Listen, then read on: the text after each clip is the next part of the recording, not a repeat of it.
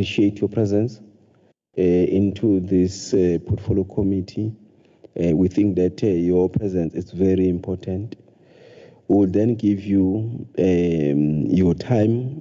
You'll determine how long do you want to talk. We will not limit you to do your remarks, and then immediately after you will then give the HOD to give guidance who's going to do the presentation, and then do the presentation accordingly. Thank you so much.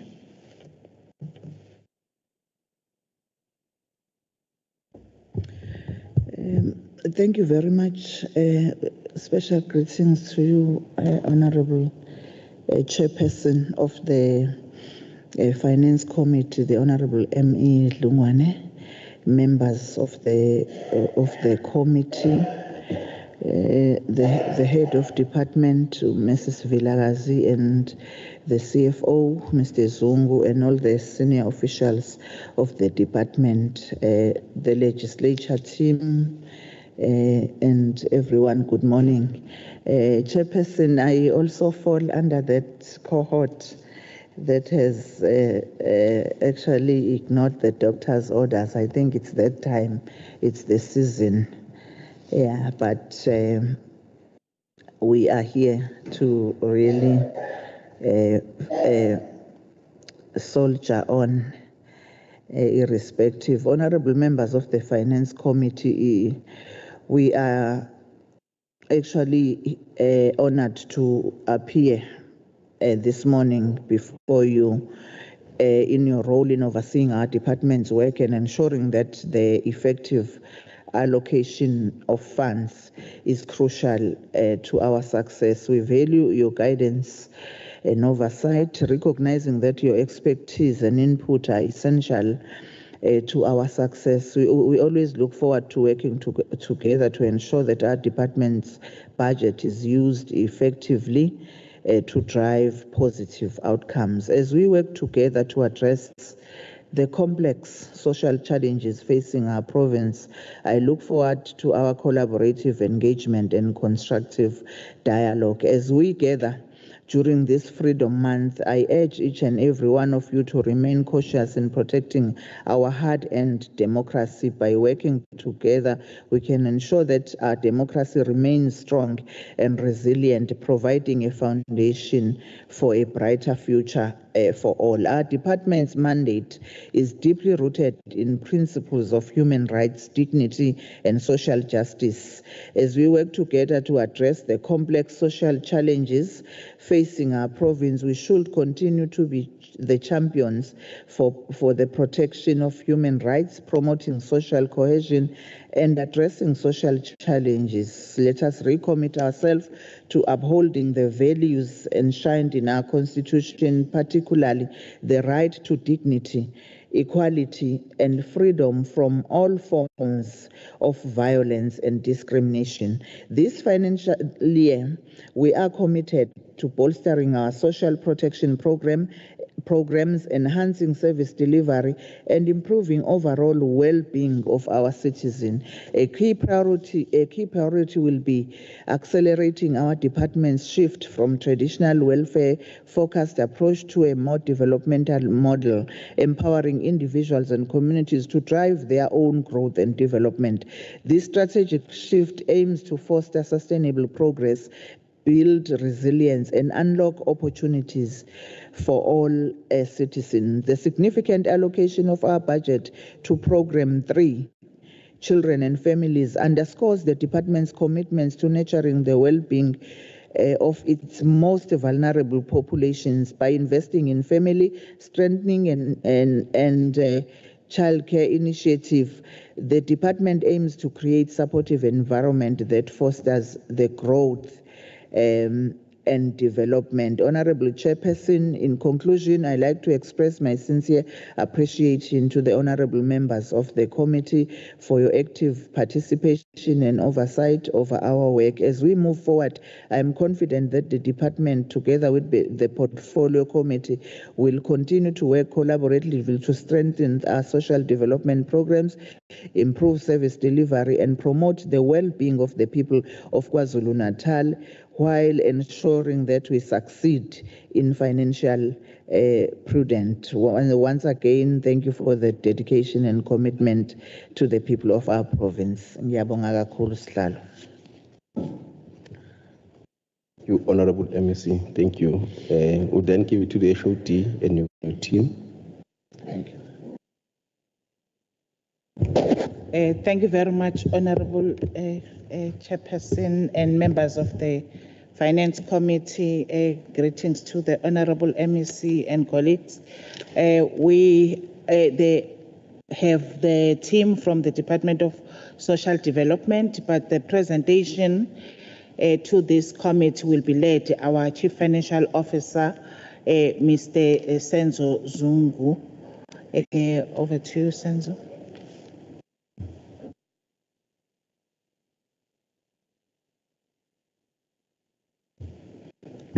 Thank you, Ashoti. Good morning to the Honorable Chairperson of the Finance Portfolio Committee, honorable members, Honorable MEC for Social Development, Ashoti, the colleagues, management of the department. The presentation was shared with the Finance Portfolio Committee. It's about 30 slides.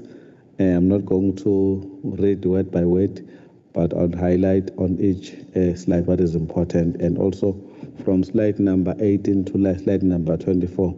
These are the items that were required by the committee for us to present. So from slide number 18 to 24, it's about 7 slides, but the other slides are actually talking about our formulation of our budget, or how is our budget formulated. The outline of the presentation will cover the purpose, legislative framework, MTEF budget process, allocation letter, reprioritization, contractual obligations, 21-22 MTEF budget cuts, implication of 23 unfunded wage agreement, alignment of budget with priorities, contract grants, transfer payments to NPO, infrastructure budget, capital projects, implemented cost containment measures, spending reviews on cost drivers, and the conclusion. The purpose is to present to the Finance Portfolio Committee 25-26 MTEF budget for social development. The legislative framework were being guided by Constitution of the Republic of South Africa, the PFMA Act number 1 of 1999, as well as trial regulation, where Section 26 is talking about the appropriation of budget for each financial year for the state or government and the provinces. Chapter 5 of trial regulation, so about in terms of Section 76 of the PFMA, as well as Section 38 to Section 43, which talk about the account officer's responsibility of ensuring effective and efficient, transparent financial management of the institution, as well as Section 39, which talk about the account officer's responsibility to ensure budget control with a view to ensure that expenditure is in accordance with the vote of the department and maintained within the vote, as well as we are being guided by departmental approved revenue management policy, as well as the approved budget management policy and in-year monitoring policy. The next slide, this is a budget process that was followed by the department on compiling the budget from April to June of last year. We were busy with provincial treasury where we received the guidelines, the start of the budget submission, quarter 2, July to September, the issues of the submission to National Treasury's budget database, the MTEC hearings, October to December, second draft budget submission, as well as the EPRE submission, January to March. It's a budget benchmarking, as well as the final EPRE and the budget day that was tabled by the Minister of Finance, as well as MEC for Finance. The next slide is the budget allocation for the department, which is 3.5 billion in 25-26. 26-27 is 3.7 billion, 27-28 is 3.9 billion. The increase from 24-25 to 25-26 is 5.9%, and 4.2% in 26-27, and 4.6% in 27-28. The next slide is the budget allocation per program, and program 1 received 19%, program 2 received 25%, and program 3 is the highest program, or the program that received the highest allocation, as MEC has indicated, at 35%. Program 4 received 13% and Program 5 received 8%.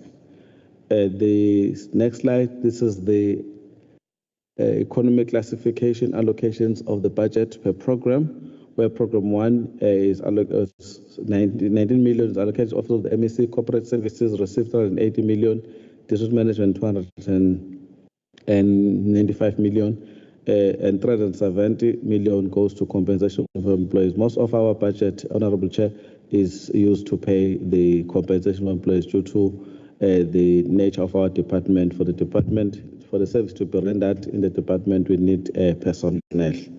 Goods and services is 307 million, where we pay mainly for the administrative services like fleet services, water, security, and other accounts for the operation of departments. They are paid mainly in Program 1.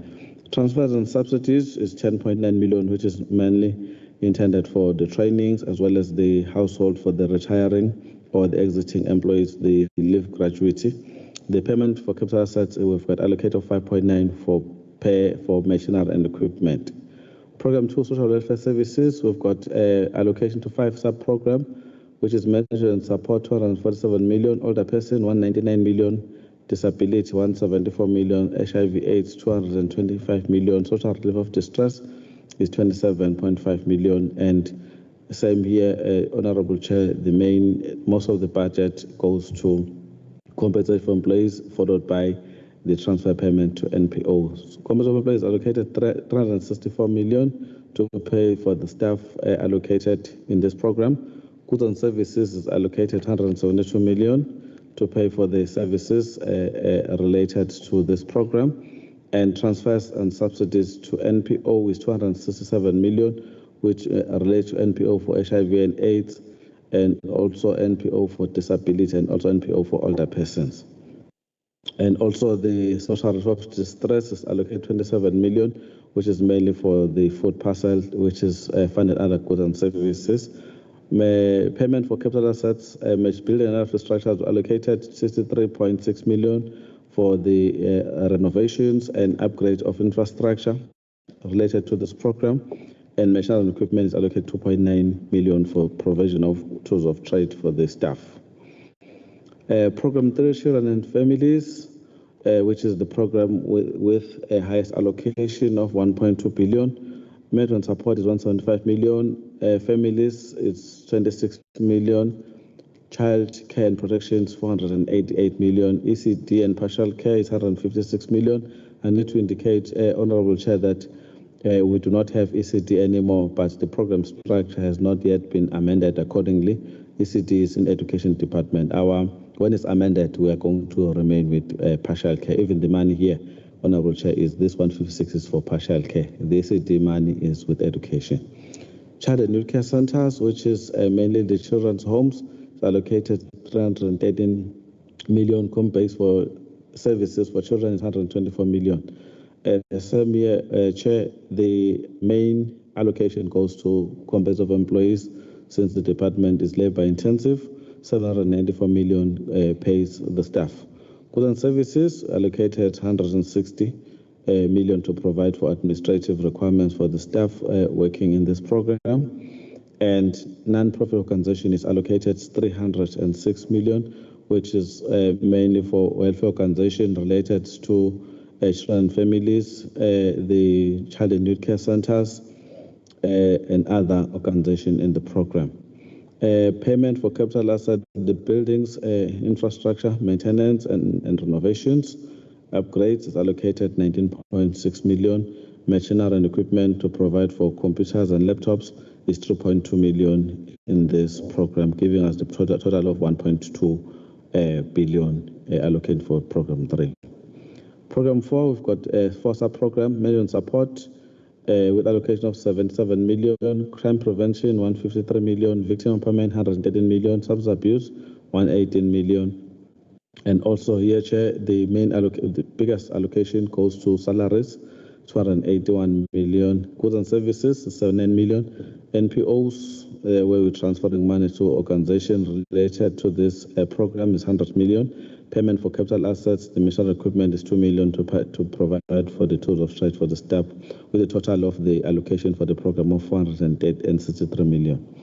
The last program, with many sub-programs, from management support, community mobilization, institutional capacity building, poverty alleviation, community-based research and planning, youth development, women development, population promotion, were allocated 294 million for this sub-program. And the main allocation goes to community employees, it's 175 million. Goods and services is 94 million. NPOs related to this program, mainly youth development and women development, allocated 22.2 million. And machinery and equipment for the tools of trade, laptops and computers, allocated 1.8 million for this program.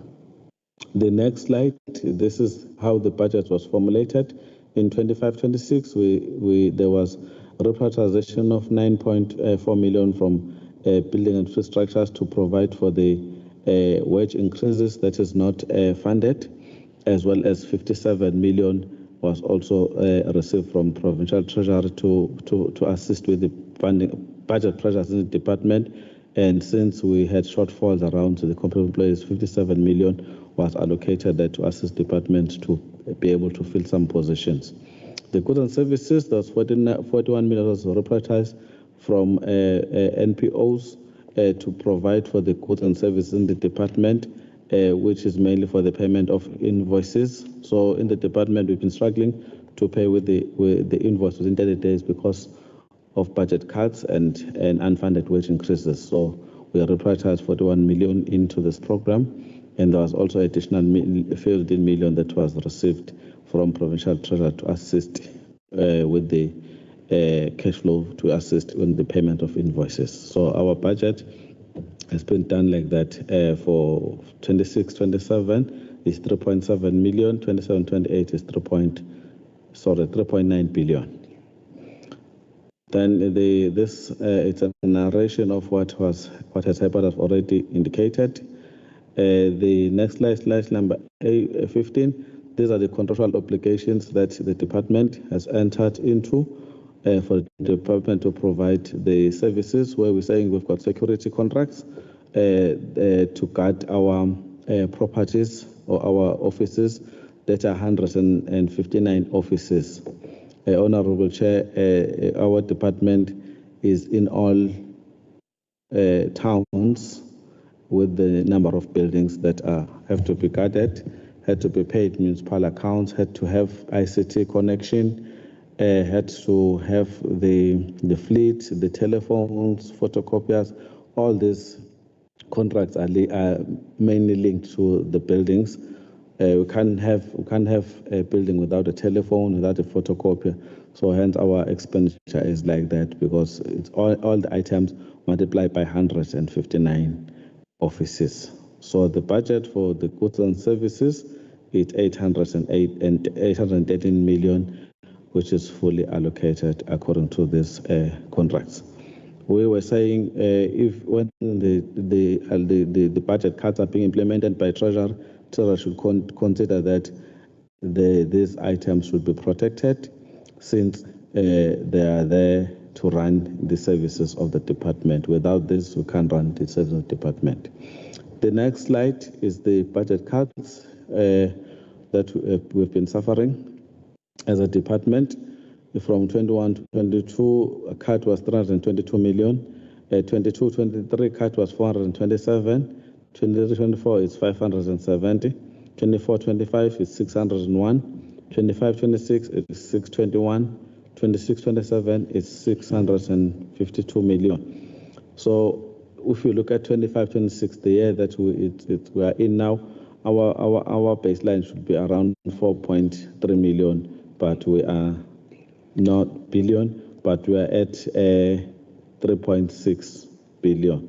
So we are running short about $1 billion because of the budget cut. I know, Chair, maybe someone may ask, because in terms of the speech by the MEC, there are no budget cuts, but these are the implications. If the cuts were not there, we will be here. So the cuts were implemented back in 2021, but now we are suffering the consequences of those cuts. Our budget is not growing. The slide number 17 is the implication of 23-24 unfunded wage increase. In 23-24, National Treasury and DPSA agreed to increase salaries for government employees. The total cost for the department for this decision amounted to 96.7 million, and the funding was not provided by National Treasury. In 24-25, Treasury allocated 134 million, which was for the 2024 carry-through cost for unfunded wage increases. The department was in a better position to fund the compensation for employees.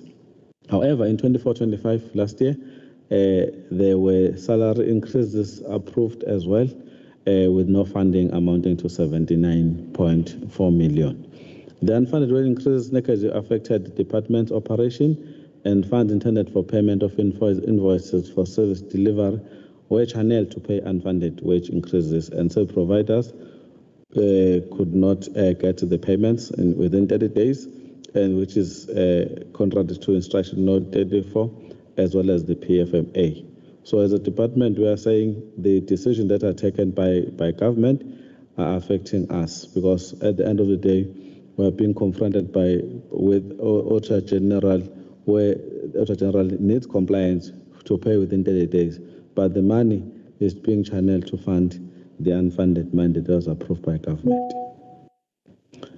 The next slide, this is the alignment of budget with the national and provincial priorities. There was a question by the committee if our budget is aligned to provincial and national priorities. The budget for the department is aligned with the priorities that outlined in MTDP plan for 24-25 as well as provincial priorities. The department mainly contributes to priority 2, which is to reduce poverty and tackle high cost of living. As part of poverty reduction and tackling high cost of living, departments allocated the budget to the following programs: social relief of distress, which is a sub-program to address the needs of people affected by disasters; victim empowerment, addressing gender-based violence and femicide; substance abuse prevention and rehabilitation sub-program to address scourge of substance abuse; youth development sub-program to provide life and technical skills for young people; poverty alleviation and sustainable livelihood sub-program to address food and nutrition insecurity; and children and families program to provide social protection for children and build strong and cohesive families. So in terms of the allocation, these are the allocation. The priority 2, which is reduce poverty and track the high cost of living, the entire budget for the department is aligned to this priority. And also building and capable ethical and development stage, the entire budget for the department address this priority. And there are priority projects that are there and allocation accordingly: from substance abuse, 118 million, social relief, 27 million, poverty alleviation and sustainable, 25 million, children and families, 1.2 billion, youth development, 42 million, gender-based violence and femicide, victim empowerment sub-program allocate 113 million. So our budget is aligned to national and provincial priorities. The issue of contract grants, as a Department of Social Development, we have one contract grant, which is EPWP incentive grant. The business plan has been the business plan and incentive grant agreement between Department of Social Development and Public Works were at a draft stage when we were submitting to the committee. However, the information for today is that they have been submitted to Public Works. The EPWP contract grant funding target, the allocation is 18.2 million. This is allocated for 25-26 financial year, and the target is 237 full-time equivalents. The main goal of the EPWP grant is to provide to expand job creation efforts in specific focus areas where labor-intensive delivery methods can be maximized in compliance with the EPWP guidelines. The objective of the grant is there are three. Therefore, is to provide meaningful work opportunities that transfers fundamental work skills to participants, to provide income support to unemployed, poor, to actively build into project economic inclusion, empowering participants with knowledge, training, or access to opportunities, and to create a pathway to sustainable livelihood where feasible. The monitoring mechanism for this grant is that on monthly basis, department is requested to submit the monthly IYM report where the expenditure for the program is being reported on by the 15th of every month to Provincial Treasurer. And also the monthly performance report are also required to be submitted to Department of Public Works and Infrastructure on monthly basis, as well as the quarterly reports that are due 30 days after the end of each quarter. There's a monitoring mechanism. The department transfer payment to NPO department has allocated the budgets to non-profit organizations rendering social development services to communities as follows. There are service level agreements that have been completed with a delivery schedule which clearly articulates the funded deliverable as well as the target thereof. Alignment with policies funds is aligned to provision of sector funding policies. The target is 1,257 funded NPOs. The business plan is completed by an NPO, which is then appraised and recommended for funding in line with available budget and service delivery priorities. Monitoring mechanism, the department has monitoring schedules in place for monitoring of NPOs and typologies per field of service, which guide the monitoring process in line with the program specific mandate. And also monitoring includes scheduled and unscheduled visits that are done on quarterly basis by the department. However, so some NPO, they visit are regular in order to provide support to that particular NPOs. The table below illustrates the number of NPOs that, as well as number of SLA that's been signed, and as well as the funding. The social welfare services, we've got 723 NPOs funded for 267 million. All SL agreements have been signed 100%. Children and families, we've got 373 NPOs allocated 306 million with all agreements signed 100%. Restorative services, we've got 88 NPOs with a fund of 100.4 million and all agreements have been signed 100%. Development research, it's having 74 NPOs with an allocated budget of 22.2 million with all agreements that have been signed at 100%. The total NPO is 1,258 NPOs and all of them have signed agreement for the funding of 695.8 million.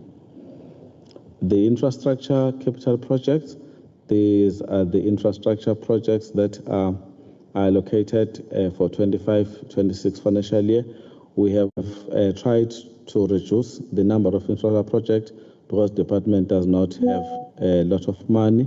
We have exited as well a lot of projects where they've been completed. However, we can't add other many projects because we do not have money.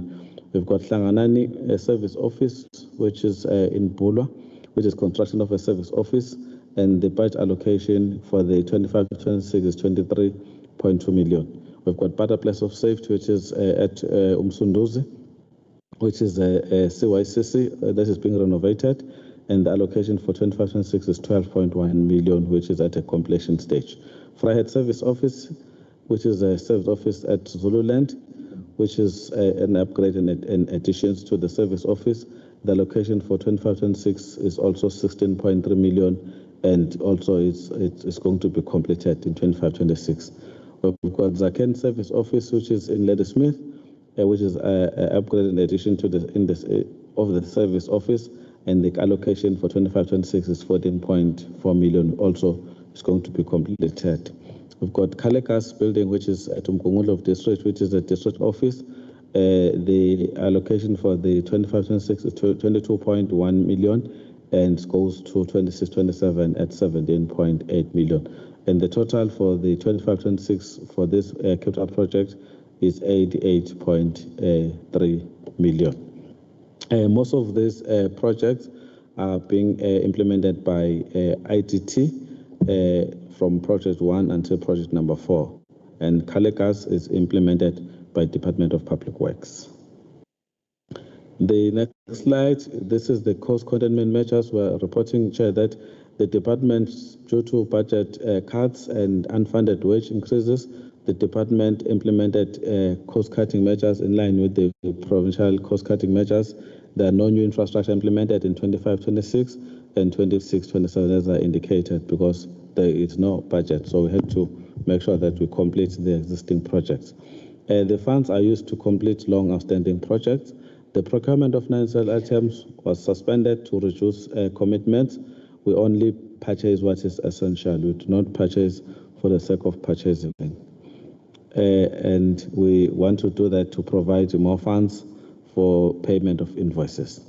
The procurement of essential items are coordinated at central points at the same time to quantify cost and reduce spending.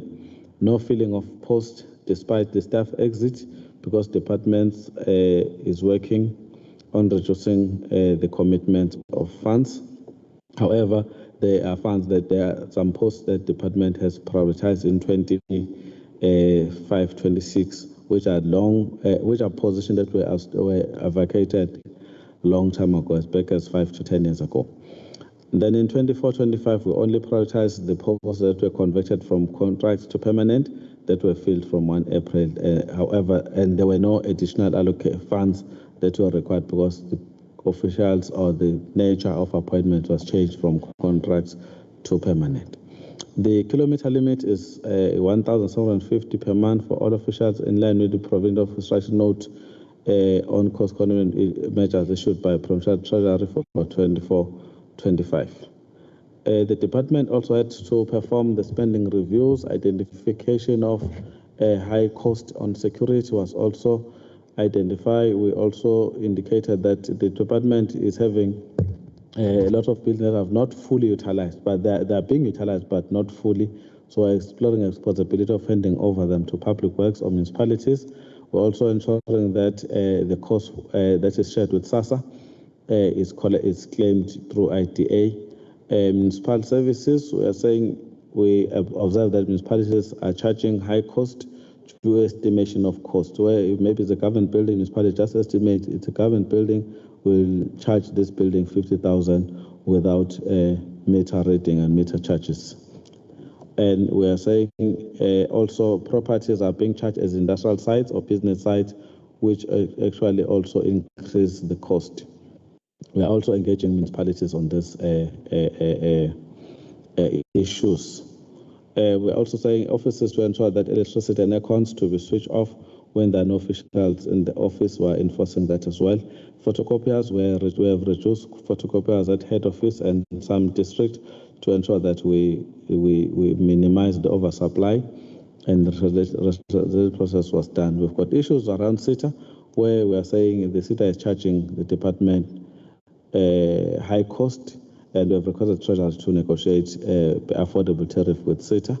With the telephones, we're saying we're implementing monthly limits of 200 Rand per official to ensure that the spending for the telephone is minimized, and also our news line rented must be terminated as soon as possible. We're also implementing that where maybe there was a line, maybe at the guard room, maybe at the boardroom, that is not being used, and the line was allocated there. So we have terminated those lines. Lease of buildings, there's a high demand of leases of building due to departments, due to offices that are closed down by Department of Labor due to poor maintenance. So we are saying also exploring the possibility of partnering with private sector for corporate social investment to assist in maintenance of infrastructure.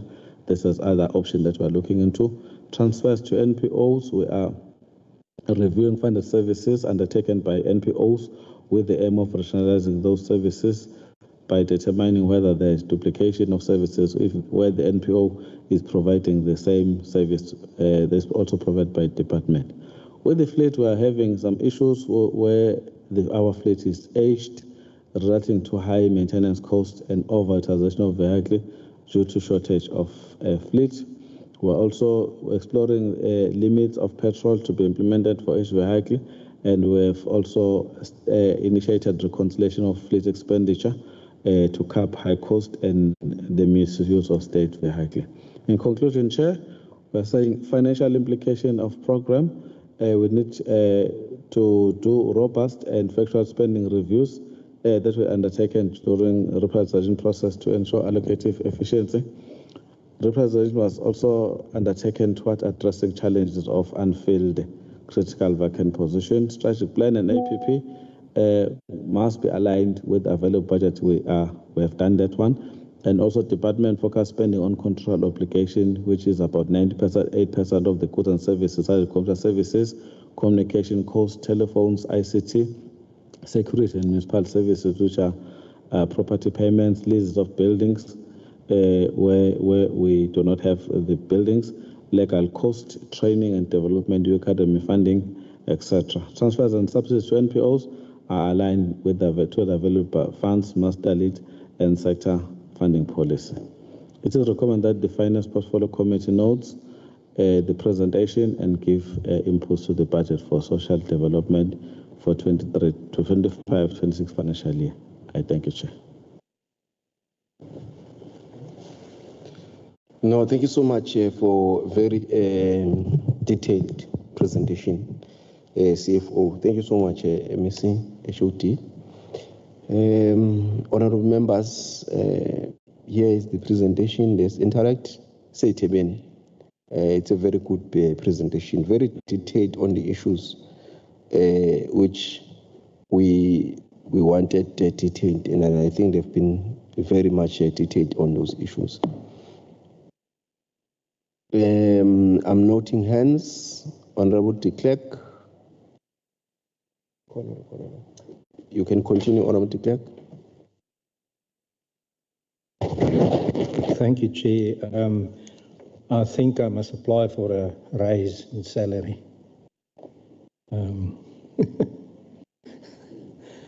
But be that as it may, just one aspect.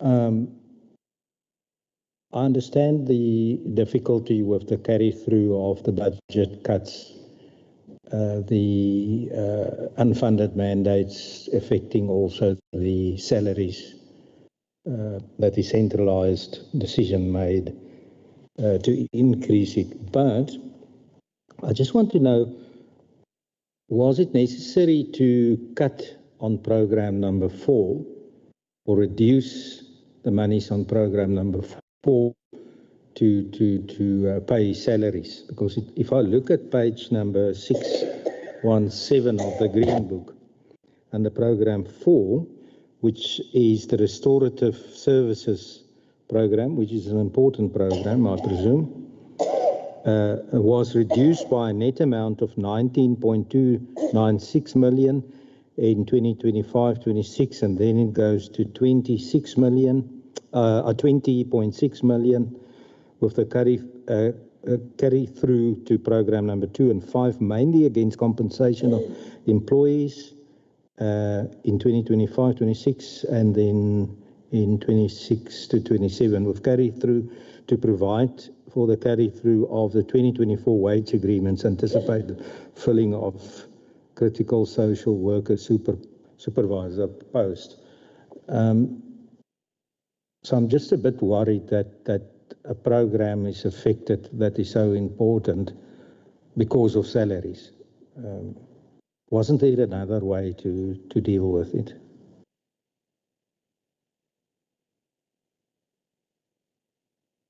Thank you for that very, very good question, Honorable de Klerk. I'm checking other honorable members if there is any other questions.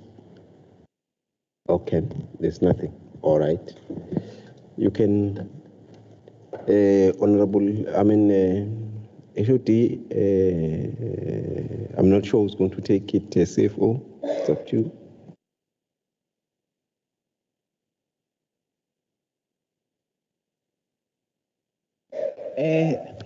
Thank you very much, Honorable Chair. We welcome the question from the Honorable de Klerk. We looked into all the options in terms of trying to cut costs. The honourable member is correct that Programme 4 is a very important programme because we look into restorative services, and even the programme that is in line with reducing and addressing issues of gender-based violence and femicide is also managed in this programme. But we strongly believe that as time goes by, we'll be able to manage, because as the Honourable MEC indicated, that the approach by the department is to be more developmental, which means that we need to be vibrant in terms of prevention programs that will address issues of gender-based violence, so that we do not even reach a stage where there is quite a number of people who are victims of GBV. But we looked into all other options and see where can we then cut. We were in a very compromised situation, Honourable Chair. Thank you. Honourable de Klerk, you can take it. Chair, it's not a question. It's actually a statement for all the members to take note of. I brought forward a motion of the consequences and the undesirability of unfunded mandates regarding salaries. During that debate, the opposition actually attacked my debate and said that it was incorrect. But now we see in practice what is the effect if a centralized entity gives certain unfunded mandates and it's pushed down to the provinces, and we don't have the money, and it places a department like social development in a position where they have to cut on a program which we all agree is of paramount importance. We must really, whatever we can do as a province, is to try and cajole the central government not to do this. It is so difficult. It is like I ask you to pay my costs, but I'm not giving you anything. So you must get it from somewhere. So your children's food sounds like a good place to take it from, so that I can have it for a salary, because I need the salary increase. It is a very tough one, but now we see it. It has a direct impact on service delivery. And I hear what the department says, but it's not going to be so easy to accommodate this problem. It has been running from 2021 with the budget cuts that's still hitting you today. So it will just carry through.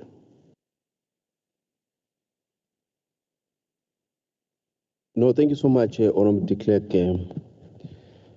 That I think it even assists us with the history that you are mentioning. Unless if there's any comment on this, it was not a question really, it was a comment. There's no comment. Okay, honourable members, I'm checking again. Okay, it doesn't seem that there's any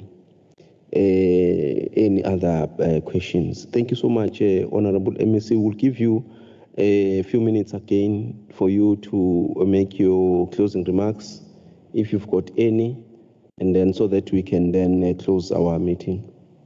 Honourable MEC.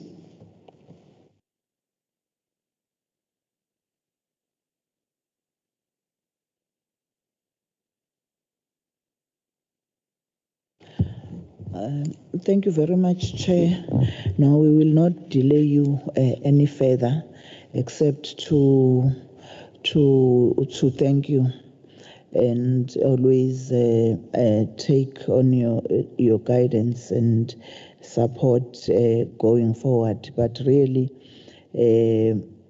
we are hopeful that one day we will turn the corner, but it's not easy. I'm just thinking of it because today the Honourable de Klerk made an example and picked up on one program. The other day when we went to the portfolio committee, they picked up on a certain program where we had to cut from. So yeah, everyone is affected one way or the other, but I think it's the battle that one day as the province we are going to win. Thank you very much, Chair, and wishing you well in the day. I had you lining up so many meetings on a Friday. Thank you so much, and the honorable members. Thank you so much, Honorable MEC. We really appreciate. We believe that we are still going to then meet during the course of the year so that we monitor. Our main aim is really to be part and parcel of the process, to monitor, to assist where is required on a continuous basis. Thank you so much. The meeting is adjourned until 11 o'clock. Thank you.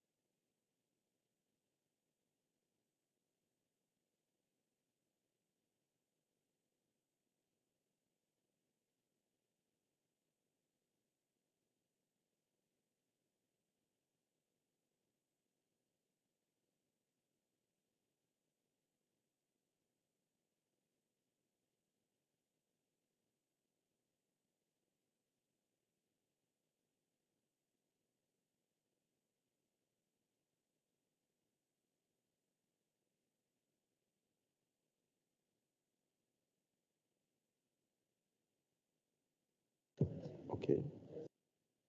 Waiting the other one.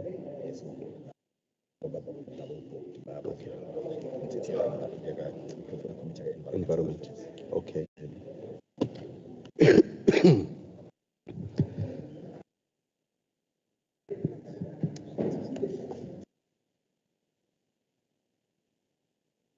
Good morning, good day.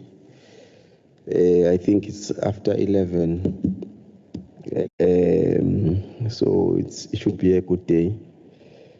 We welcome all of you. We are reconvening again as a portfolio committee. We've met since 8 o'clock.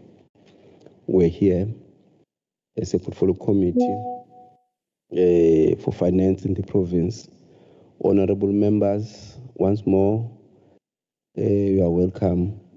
The team from various entities of EDTEA, you are most welcome, HOD, with your entire team. We, of course, with our team from the legislature, we know of the double bookings because of the scheduling in the legislature. There's been a number of, clashes that we have experienced. You will bear with us. Some of us have defied doctors' instructions for being to be at home because we needed to finalize this work because of the time frames that we have. So some of us are not well. But that as it may, we'll then go straight to our agenda. We know that there's an apology from the Honorable MEC, of course, because of the clash that we have experienced.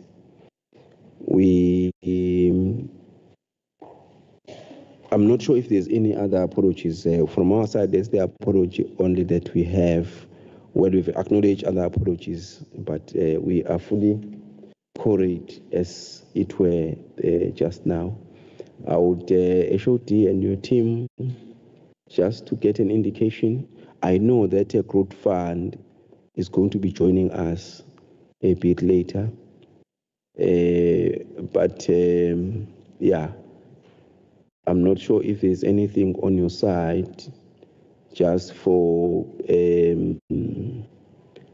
I want to ensure that our house is clean. Just for that housekeeping, if there's anything. We've acknowledged the apology from the MEC. Unless there's any other thing, Shoti, on your side.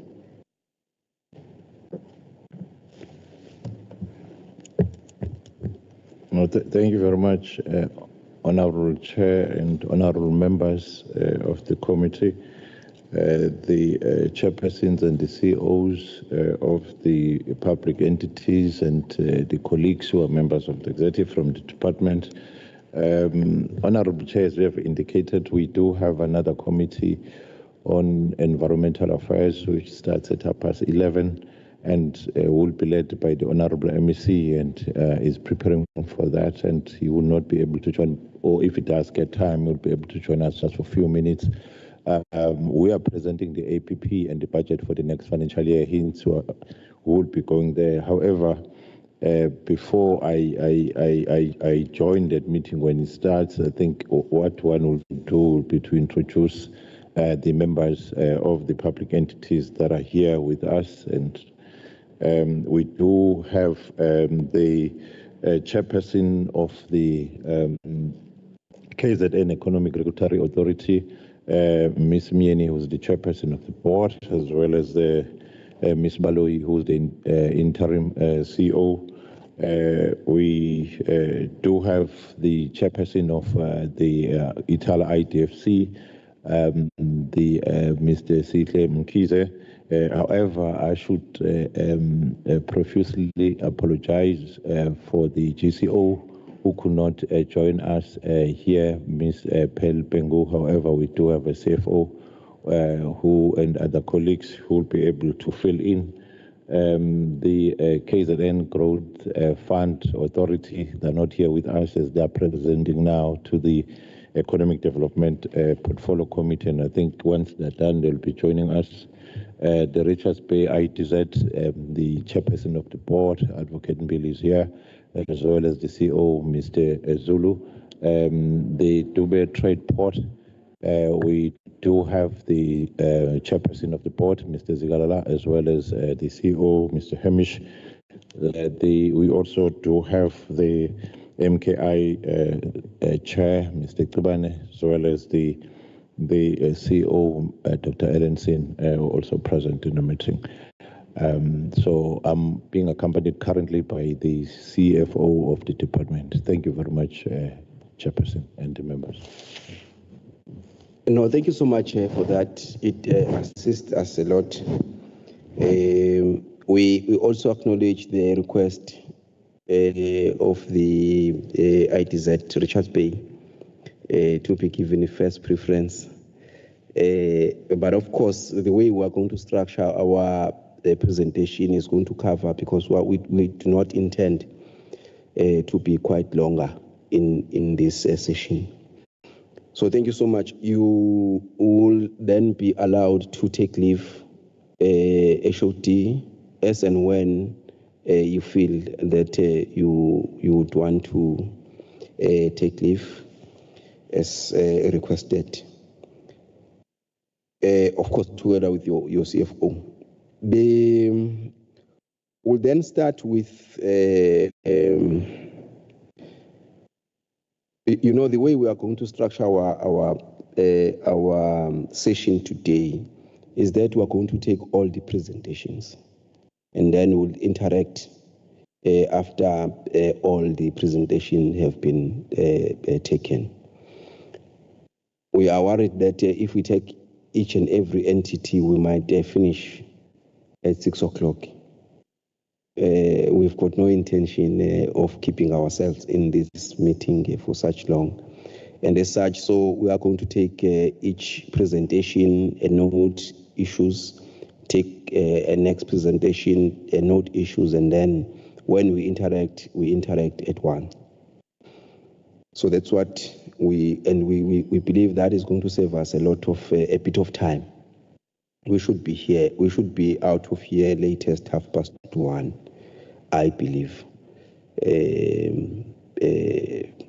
If anything happened, it should not be beyond 2 o'clock. Because the issues we are dealing with here are budget issues at this point in time. So we are not dealing or detailing everything that we want to detail. During the course of the year, we'll have even more time for you to interrogate everything that you are busy with. Which does not also mean that we are not going to be, then interrogating anything. So we'll start with my leader there, Umamumieni, your entity. Of course, I'm sure you will guide us, whether it's your CEO who will then take the presentation, the ERA, Economic Regulatory Authority. Over to you. Thank you, Chairperson. Good morning also to the portfolio committee members, colleagues, the HOD. Chair, I'm going to request that the CFO takes us through the presentation, although the CEO is also here. And I must indicate I also roped in another board member who's in attendance, Babu Kabela. Perhaps when the committee interacts with the presentation, we will then be in a position to respond to the questions. CFO is Mr. Vishal Ramdas. Thanks, Chair.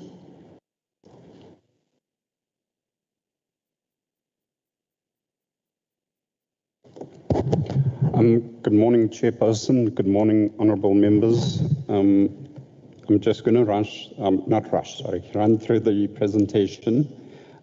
Just in terms of the introduction, the KZN ERA was established on the 1st of June 2024 with the merger of the KZN Liquor Authority and the KZN Gaming and Betting Board.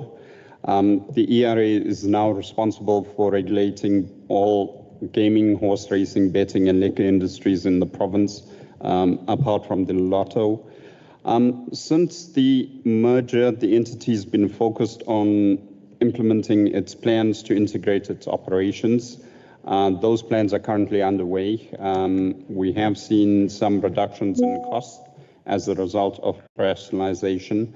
There have been initial costs incurred as a result of rationalization, but we do expect over the long term that the benefits of rationalization will start to see its way come through as well. In terms of aligning our budget to the provincial and national priorities, in terms of our program of action, we are looking at firstly regulation of both industries. Job creation is one of our priority areas, looking at economic development and transformation. That's increasing ownership within the various sectors, looking at equity and gender-based economic development. We also focus on industrialization and localization within these industries, promoting tourism and rural economic development, minimizing the effects of gambling and liquor industries, looking to generate or increase revenue generation for the province and the entity itself. We're looking at youth and gender-based economic empowerment and development, focusing on governance and customer services, digitization in terms of the liquor and gambling industries. We do have online systems that we're looking to enhance and improve service delivery as well as turnaround times.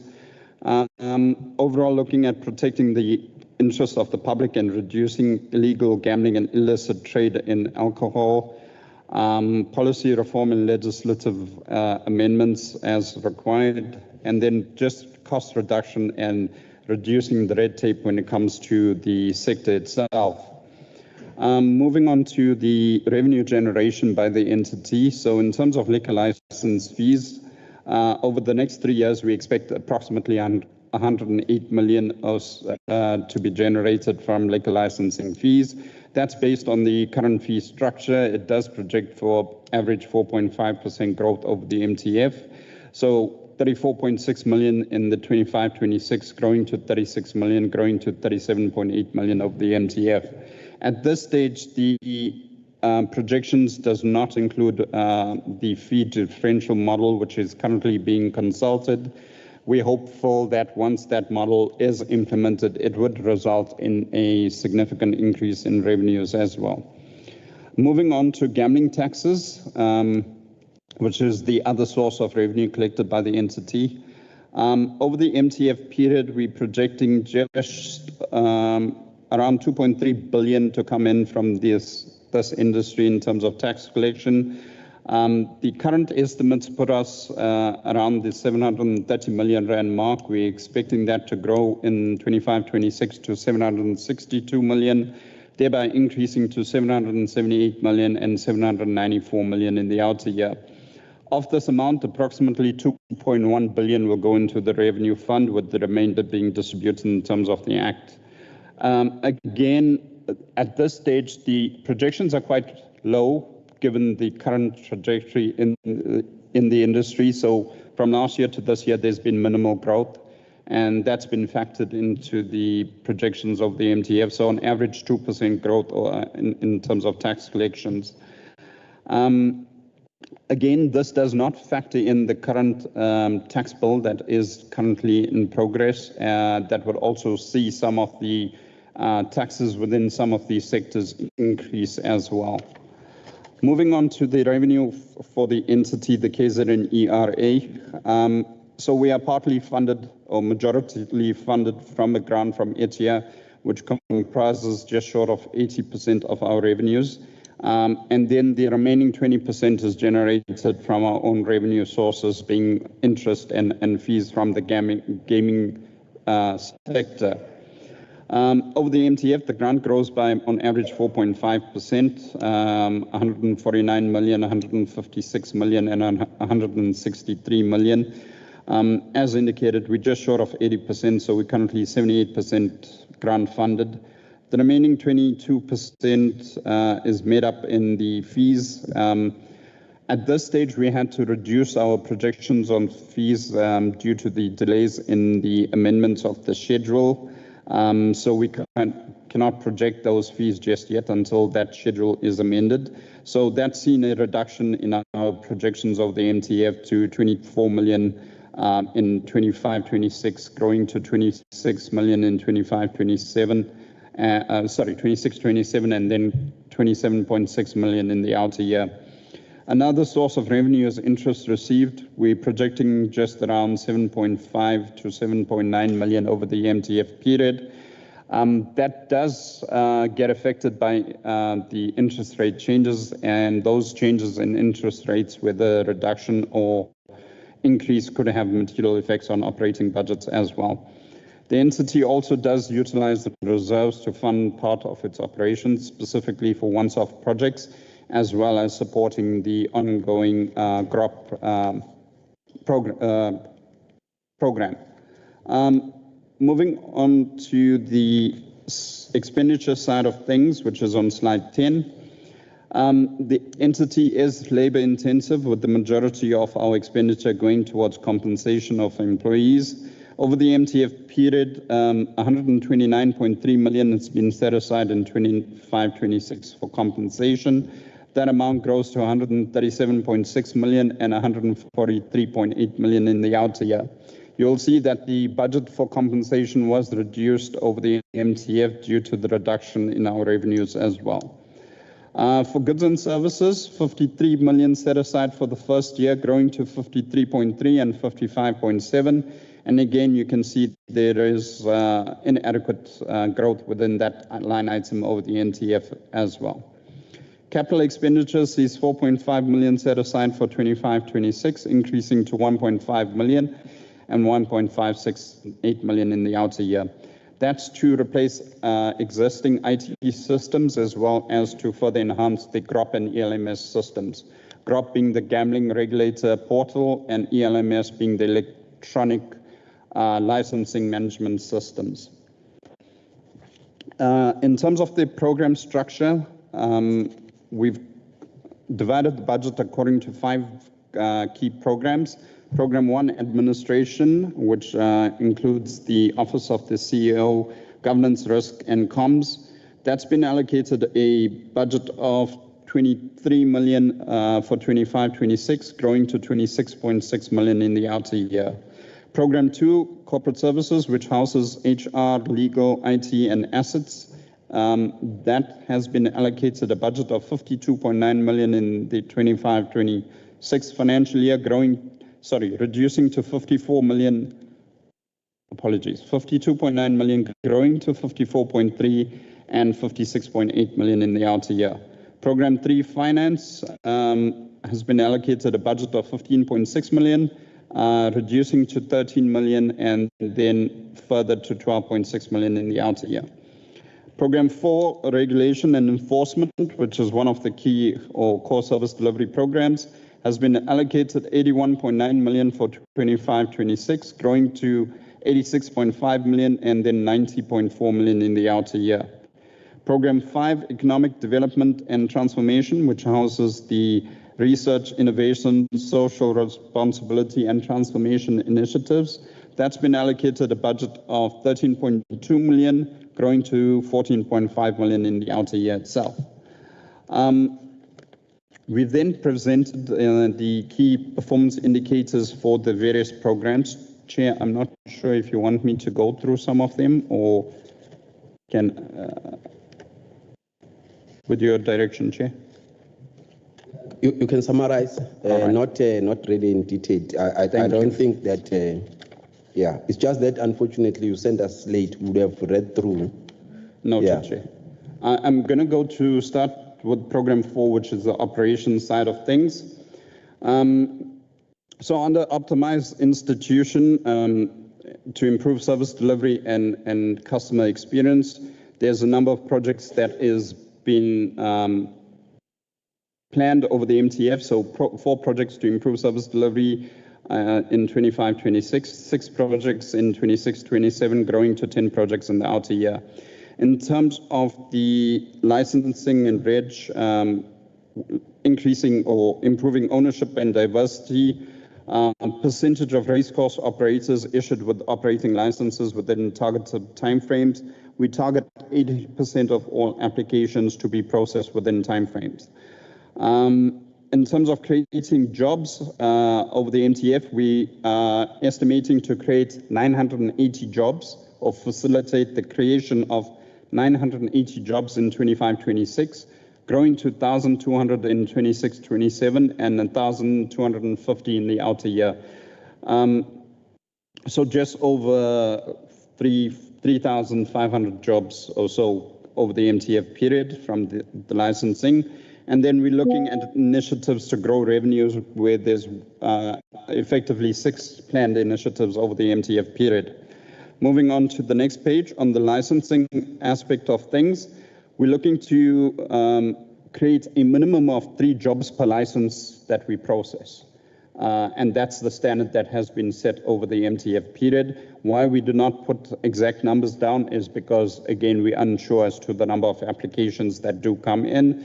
But just in terms of an indication for the 24-25 financial year, just over 5,000 jobs was created through the licensing initiative. So that combined with the gaming side, just over 6,000 or so jobs have been facilitated through this entity. Again, there are initiatives to try and grow revenues. That's also to try and support both the organization as well as the government. And there's a further 6 planned initiatives of the MTEF. And then in terms of the vulnerable groups applications, we target 80% of all applications received to be processed within timeframes. Reason for the 80% is to do with, firstly, we do have capacity challenges. However, there are other applications that require outside information that then delays processing of certain applications. So on a balance of average, 80% is the target that we do look to. On the inspection side, over the MTEF, approximately 8,000 inspections planned per year over the MTEF. So in total, 24,000, in excess of 24,000 compliance inspections will be conducted. In terms of law enforcement operations, we target 100 per financial year, so just over 300 over the MTEF. Then in terms of actual inspections, compliance inspections, 240 in year 1, 250 and 260 in the outer years are planned as well. In terms of the Economic Development and Transformation Initiative or program, looking at the number of interventions implemented to support the Black Industrialist program within the gaming and liquor industries. So we're looking at 4 interventions for each year. Then in terms of interventions to support the Transformation Fund, and again, another 4 interventions planned per year. In terms of interventions looking to support the micro-manufacturing sector, we're planning 2, 3, and 4 respectively over the MTEF. Through the Black Industrialists or the Transformation Fund, we're looking to create a further 40, 50, and 60 jobs over the MTEF period. On the social responsibility side, number of initiatives implemented is 7 in the first year, 8 in the second year, and 10 in the outer year. Number of interventions implemented to advance the social compact plan. We've got 4 planned in the first year, 5 in the second, and 6 in the outer year. Number of projects implemented to improve service delivery. There is 5 in the first and second year, and 6 in the outer year. In terms of research, we're looking at the percentage of business processes converted into digital automated workflows. So part of rationalization is for us to look at all business processes and how to improve that.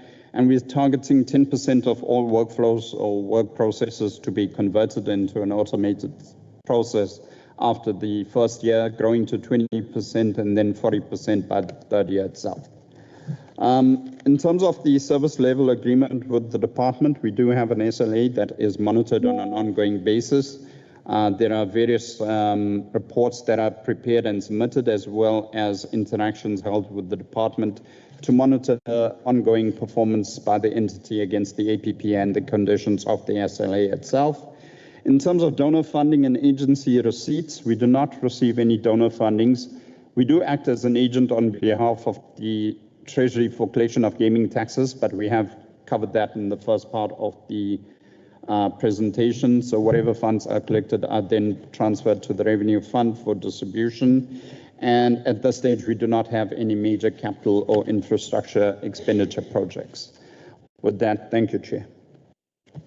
No, thank you so much. Unless, Chair, there's anything you want to add? Nothing. Thank you so much. We'll then, without any waste of time, go straight to RBIDZ. I want to be correct, even politically. So, Advocate, over to you. Guide us who's going to do your portion. Thank you very much, Chair, and good morning to you, Honorable Chair and Honorable Members, and the rest of the colleagues. Chair, the CEO, Mr. Zulu, is going to give high-level summary of what the IDZ is all about, and then the CFO will take us through the segment that deals with the budget. But we'll limit ourselves to the four corners of the time that has been allocated, Chair. Thank you very much, Chair. Over to you, Mageb. No, thank you so much. I'm not sure if we want to, because we know what the IDZ is all about. You know, what we are interested in today is details on the budget itself. Chair. Yeah, but my leader, you know how you will deal with it. Honorable Chair will defer to your wisdom. Thank you. Let's take the budget, yes, and maybe later when it's time to engage, you can deal with the balance of the. Thank you very much, Chair. Thanks.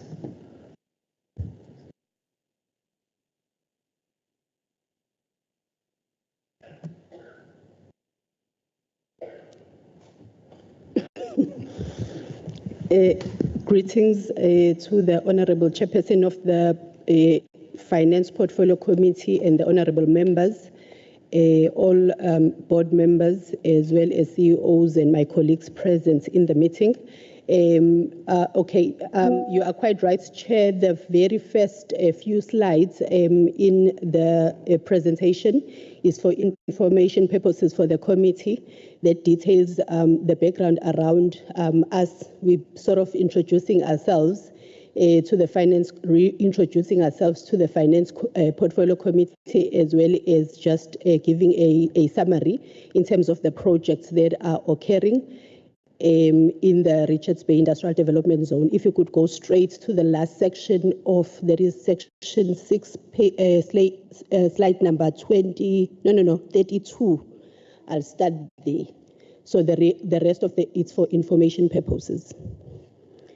Chair, the budget for 25-26 and the MTEF estimates that we are presenting today seeks to address the our strategic plan, 5-year strategic plan that we have in the organization.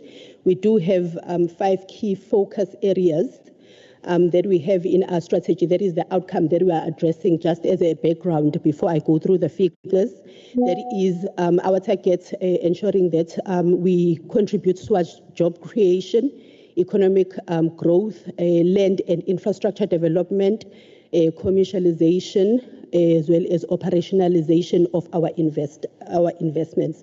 So those are the key outcomes that we are striking to achieve over the 5 years and year on year in terms of our strategy as well as the APP.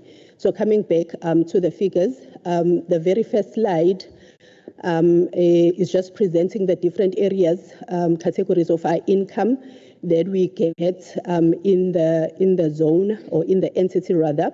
We do have our own revenue that we generate through rental income.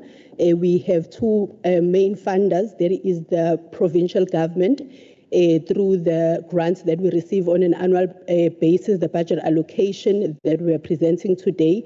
However, we've included all other income streams and funding streams in the presentation, just like the funding that we receive from national government through the DTIAC for our infrastructure projects. Chair, it's also included there. Then if you go to the next slide, that's where I have included just a narration and an explanation in terms of what's the total budget that we are having for 25-26. 442 million. That is the budget that we have for the current financial year. And just to emphasize also on the challenges that we face as an entity around the funding gaps, what currently we receive from the KZN provincial government is able to cover a portion, about half of our operational needs in the organization. The remainder of the budget comes from the previous year's rollover funds that have been committed in the various projects and areas, as well as from the interest that we generate from our different investments that we have. We've got investment portfolios with different financial institutions. The other challenge that I thought I should raise, Chair, is the budget cuts that sometimes we receive on an annual basis that continuously poses risk in the entity in terms of the overall negative impact towards operations and achieving its mandate. What are we doing as the SCZ in terms of addressing those financial gaps? We have developed as management under the leadership of our board a financial sustainability strategy that has been approved in the previous financial year, the one that we're closing off. We have also aligned it to our organizational strategy and have started implementing it, Chair. And there are 5 strategic interventions in terms of how we will be implementing the strategy. First one being ensuring that we enhance the current revenue streams that we have, to diversification of revenue as well as other service offerings, to ensure that we increase the revenue base in the entity. 3, continued cost optimization. 4, ensuring that we explore more in terms of other alternative funding models. And finally, revamping our business model. Chair, as I indicated, the strategy has already started. We've already started in terms of implementation thereof. And then moving to the next slide. The next slide is the expenditure, how we have categorized our budget according to the different economic classifications: COE, goods and services, minor capex, major capex.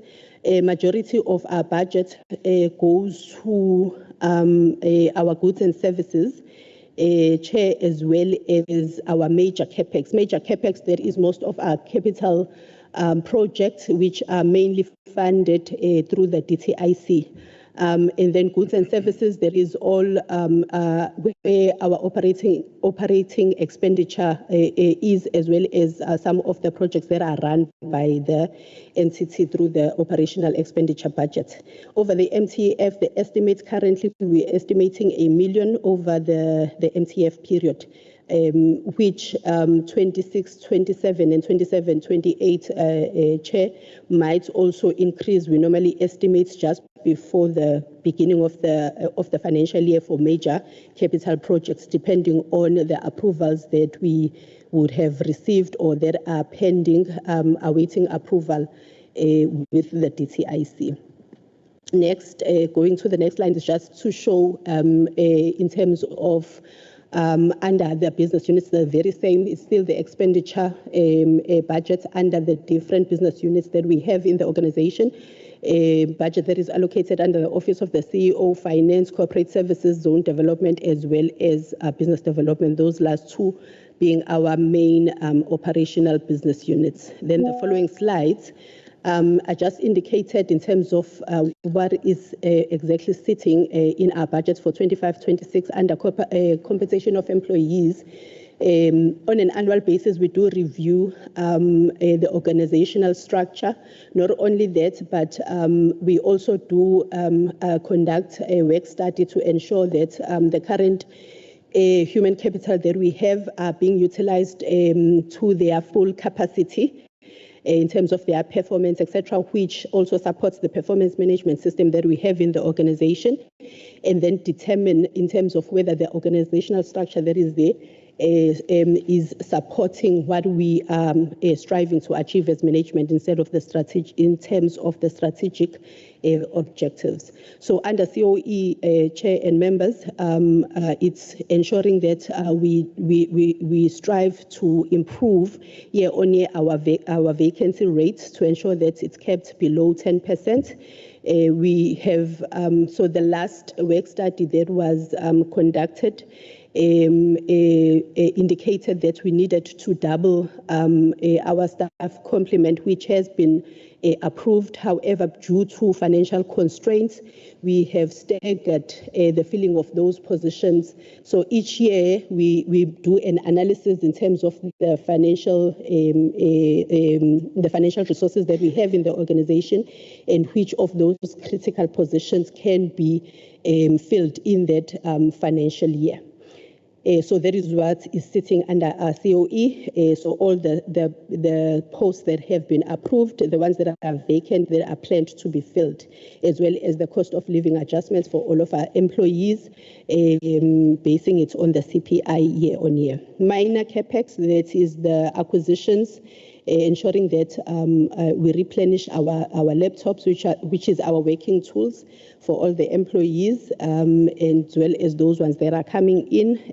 Motor vehicles, we're planning to add one in the financial year, and as well as some of the office furniture. Then the next slide, goods and services. What is sitting under goods and services? We've got water and electricity, just under 15 million, property rates and taxes, about 7 million. Repairs and maintenance, 12 million is planned to be utilized there. And then we do budgets for our depreciation to ensure that we've got sufficient capital reserves for refurbishment and replacement of our assets. Safety and security, just under 6 million. SMME development program to support our SMMEs, 5.7 million. We do have CSI and economic development initiatives, 7 million. The next slide, professional fees at 35 million, different projects that are planned.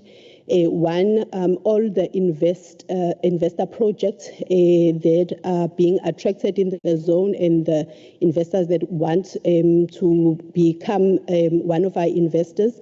There are due diligence analysis that are done in each and every investments to ensure that we do not take on investments that are going to be stagnant in the investment pipeline. Transactional advisory services for the establishment of the LNG in Richards Bay being identified as an energy hub. So we do have different projects, Chair, that we are undertaking as the entity towards that. Nali Temba Enterprise Development Program, that is an ED program where we link our SMMEs with our investors, ensuring that they are able to tap onto the downstream opportunities that are available. So it's sort of like an incubation program that we have in the organization. Railway preliminary design in our phase 1F, and finally, it's just a few that I'm emphasizing on. There are others, ERP, phase 2 of its development. Then major capex, this is the last slides before conclusion. Major capex, the projects that we are continuing to implement, that is the 40 MVA substation that we're currently constructing in phase 1A. The budget allocation for that this year it's 40 million. Construction of the top structure for ProStar Paint, who is one of our investors. We've allocated 15 million for that project. Bote top structure, another investor, 81 million. Mandlanzini bulk water supply, 27 million, as well as Agri Hub, 7 million. This one is funded, Chair, by the Department of Agriculture and Rural Development, which will be constructed in phase 1A. Then finally, Chair, just conclusions in terms of Some of the challenges that we are experiencing with the SEZ incentives for our investors, Section 12I as well as 12R, which we do always keep the committees up to date in terms of where we are with those and how we deal with it, and what we are doing as an entity to address or seek to fill the gap that is that we are seeing from that side of things. We also just wanted to again emphasize on the focus that we have as the entity in terms of operationalization of our investment pipeline. Infrastructure funding gaps as well. I think I've touched on that, what we're doing in that regard. I will end here, Chair, and thank you so much for the opportunity to present the budget. Thank you. Thank you so much for CFO for the presentation. We'll then move straight to Moses Kotane if they are ready for the presentation. Thank you, Chair. Sure. Honorable Chairperson, good morning. Good morning, honorable members who joined us, and good morning to all colleagues from the EDTEA entities. Today, Chair, I'm with the CEO of the entity, Dr. Ellington, and also the CFO, Mr. Govender, and they'll be taking us through the presentation, Chair, and then maybe we'll contribute on any questions if there are. Thanks.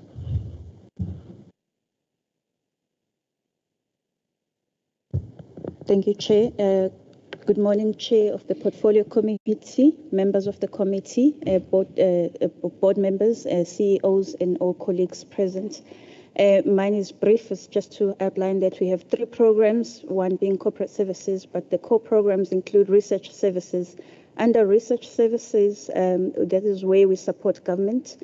We evaluate government programs, we conduct research for government, we do publications, we disseminate information, we do policy briefs and comments, and we do social impact assessments, data analytics, and everything else that is related to research, including market insights and business intelligence.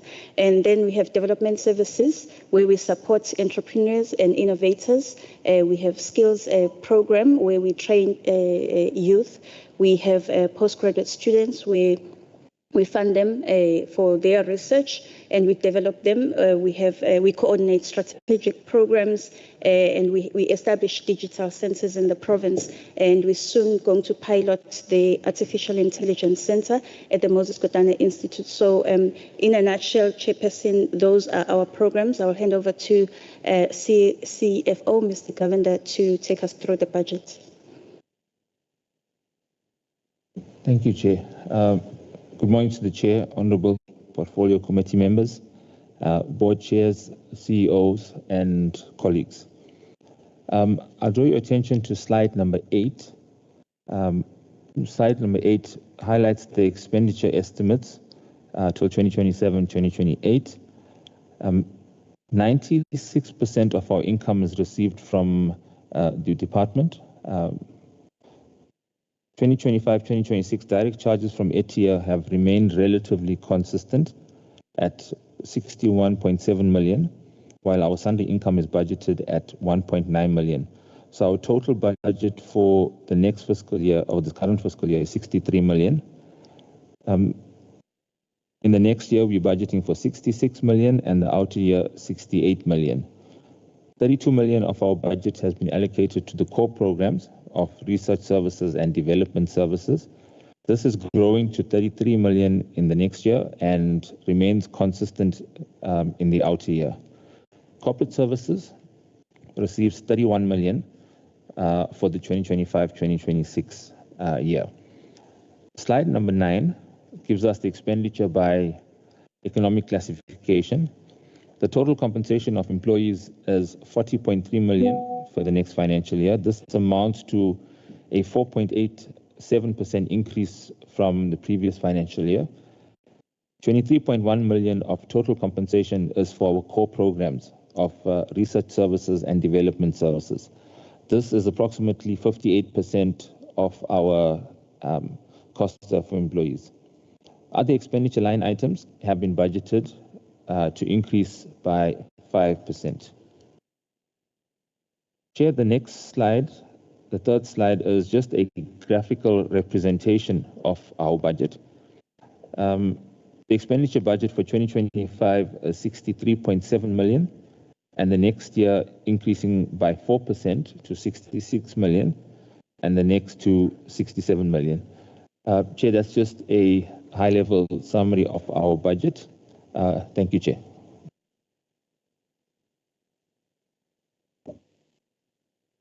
Thank you so much for that presentation. We'll then continue. I'm not sure if Recruit Fund is not yet here. They are not. Okay. Well, let's go then straight to EDTEA, ITFC.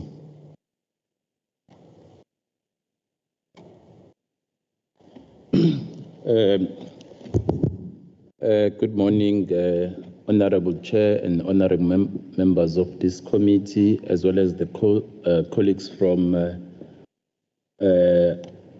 within EDTEA, entity in accordance to their position. With me, Chair, I've got two Deputy Chairman, which is Babu Keina, as well as our CFO, and Bambil as well, although he is here representing the other entity, as well as Armstrong Malope with us. At this point, I'll request Amanda to take us through the budget. Thank you, Chair.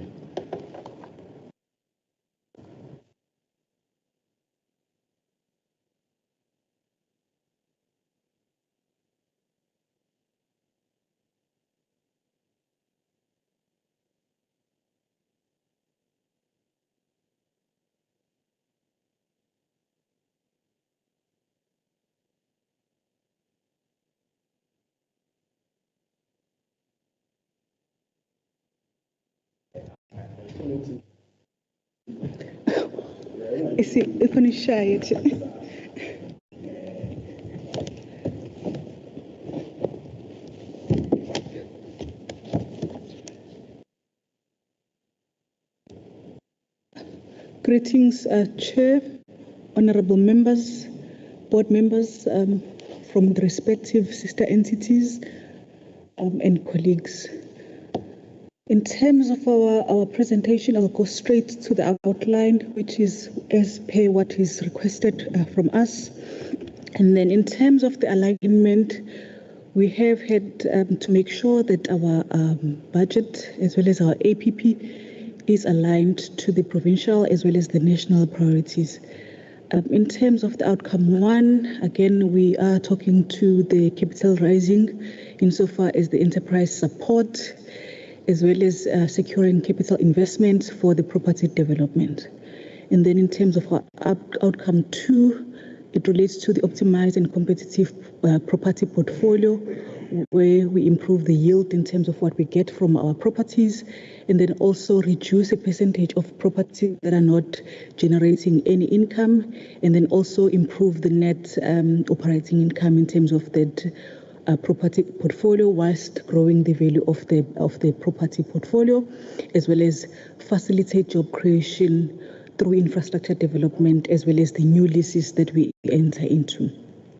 And then in terms of outcome three, where we look at the innovation together with the competitive SMME, where we look at growing our loan book, and then also make sure that we facilitate job creation by the enterprises that we support through our business finance, and then also make sure that the survival rate of the enterprises is increased, as we know that most of the SMMEs sometimes do not survive beyond 1 year. And then also reduce those entities that are not, those loans that are not performing.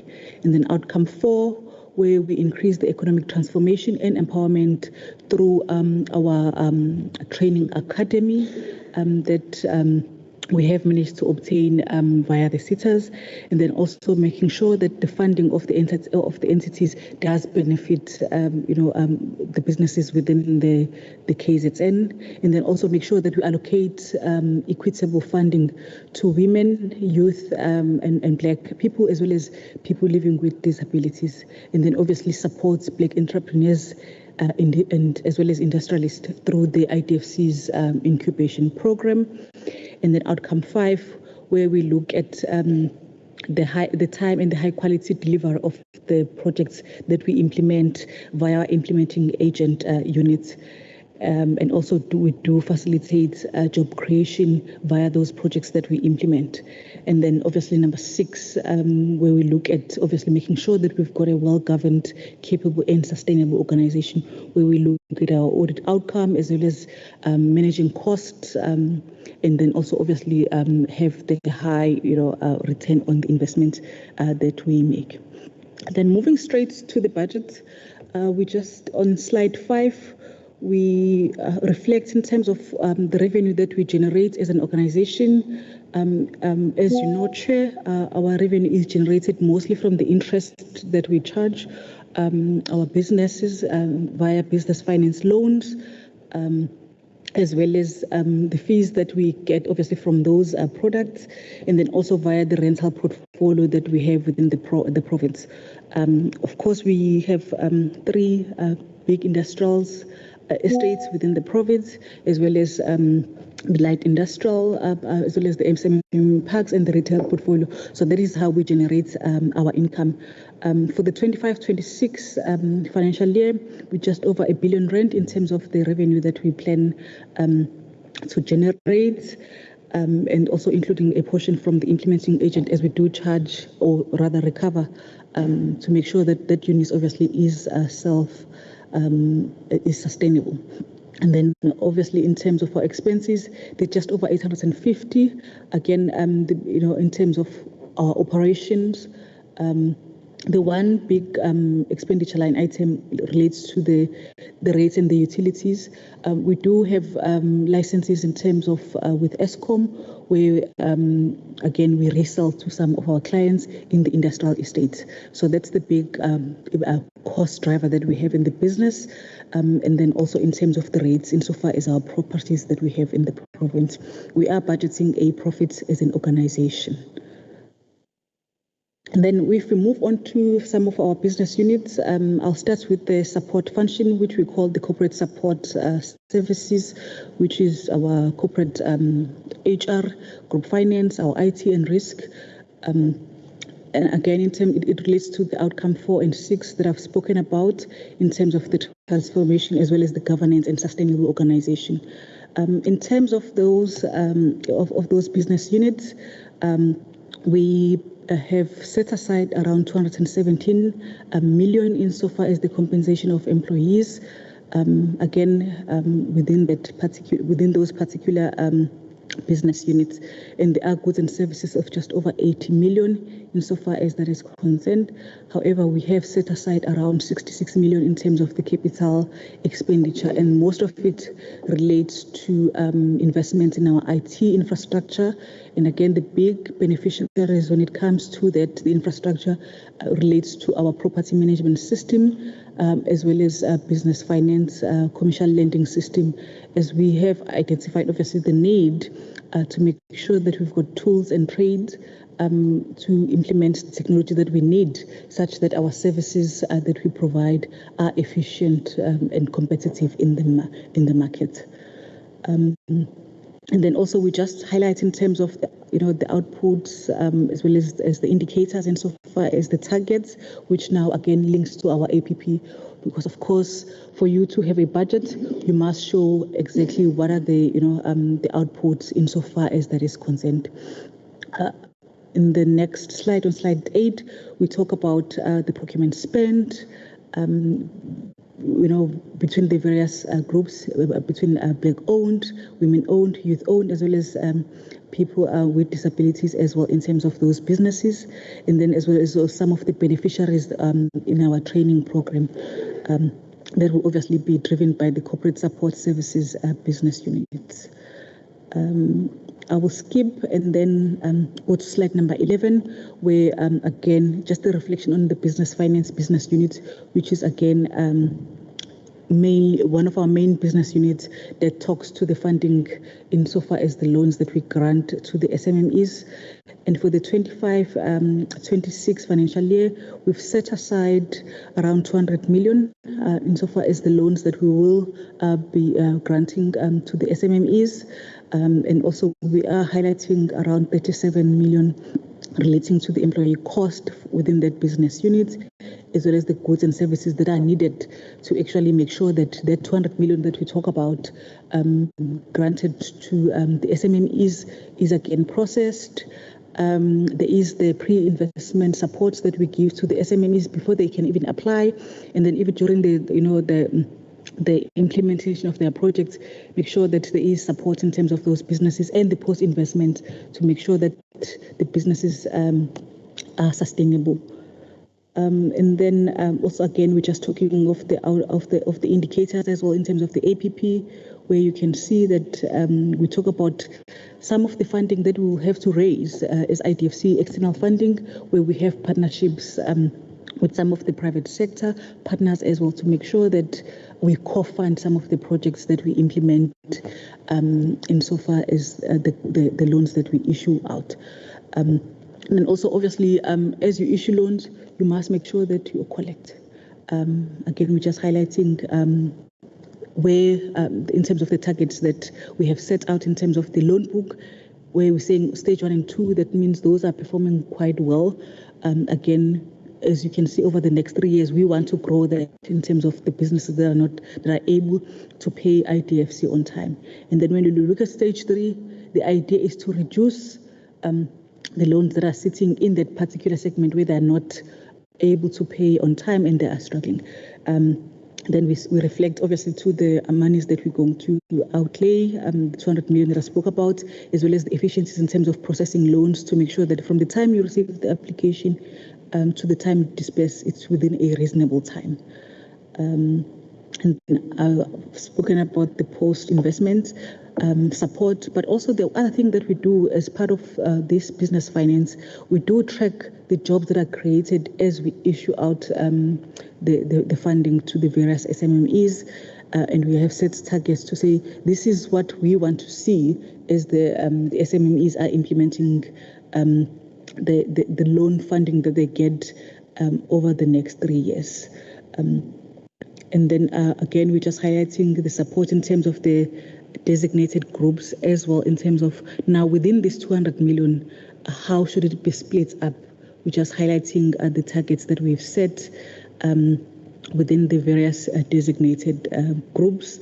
And again, in terms of once, obviously we have outlaid the funding in terms of the loans. Again, how many of those and how much of those businesses should also be benefiting from government's procurement spend as well, so that we make sure that their businesses are sustainable. And we talk about the SMEs as well as the co-ops that are supported within the rural and township economies as well. And then moving on to our properties business units. For the properties business unit, we have set aside just over 479 million. In terms of the goods and services, that's mainly the ESCOM bill, as well as the rates and taxes that we pay. And then about 81 million in terms of the compensation of employees within that particular business unit. And we have set aside around 214 million in terms of the capital expenditure. Again, we're just highlighting in terms of the outputs, indicators and targets, insofar as now we've outlaid money insofar as this property portfolio, but what is it that we want to see out of it? We're just highlighting that as an example. There's around 184 million just on the capex in terms of the property portfolio, as well as about 3,000 jobs created now in terms of the new leases. Again, we track all the leases that we enter into with our tenants to say how many of those jobs will be created insofar as those tenants that come into our properties as well. And one of the key indicators that we track is to reduce the number of properties that don't have tenant, because obviously an empty property, again, it's a white elephant. It is just costing you in terms of the rates and the holding costs. And then again, we do track even the new leases that we enter into. And then also in terms of the repairs and maintenance, because we do understand that there is a need to invest in terms of the refurbishments, as well as make sure that there's regular maintenance in terms of the properties. And then, Chair, in terms of the implementing agent, which is our other units that we have, insofar as implementing some of the projects that we have been entrusted with, we're just highlighting that we've set aside around 17 million in terms of the costs that they will be incurred for that business unit to drive some of the projects that we have within the organization. And then on the next slide, slide 22, we're just highlighting in terms of the indicators again, insofar as this business unit, in terms of how much it should generate, as well as in terms of the jobs that are created via this business unit.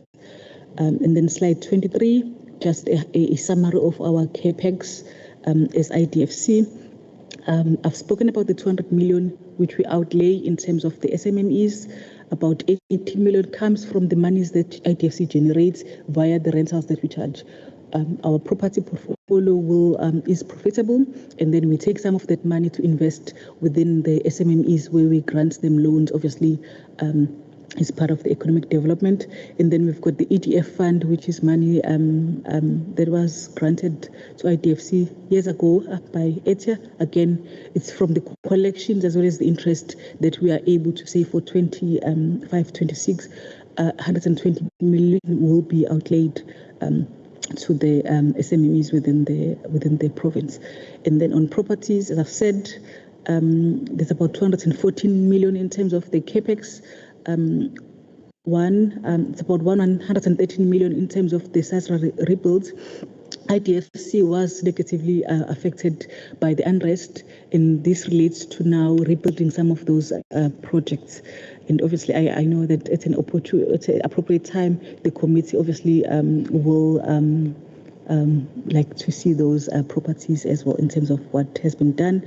And then also in terms of the capital remodeling as well as the property investments, it's the monies that we will be investing in terms of the refurbishments and so on. And then I've spoken about the IT CAPEX insofar as improving our systems and so on. The next slide is just additional detail, Chair, of what makes up this 470 odd million insofar as the capital budget. In the next 2 seconds, I'll talk about the conditional grants. There's about 67.9 million that has been allocated, not IDFC per se, but for Ithala SOC, I think it's about 54 million, 53 million in the current year, and then the rest relates to the SMME support as part of the business finance. Thanks, Chair. Okay. No, thank you so much, Asbonge, for the presentation. Of course, honorable members are taking notes. They will then ask questions as and when that time presents itself. We'll then go to a trade port.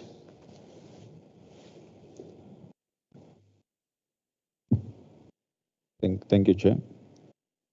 Good afternoon to you, Chair, and your honorable members. Also, good afternoon to my fellow colleagues from entities. My name is Mpumelelo Zigalala, the chairperson of the Durban Trade Port Corporation. I'm not alone today. We are graced by the deputy chair of Mapolova. We also have Mr. Somorano, who's also the board chair and the chairperson of RAMCO, and also Obab Kabel, who's a member of the audit committee. With me, we also have the CEO and the CFO.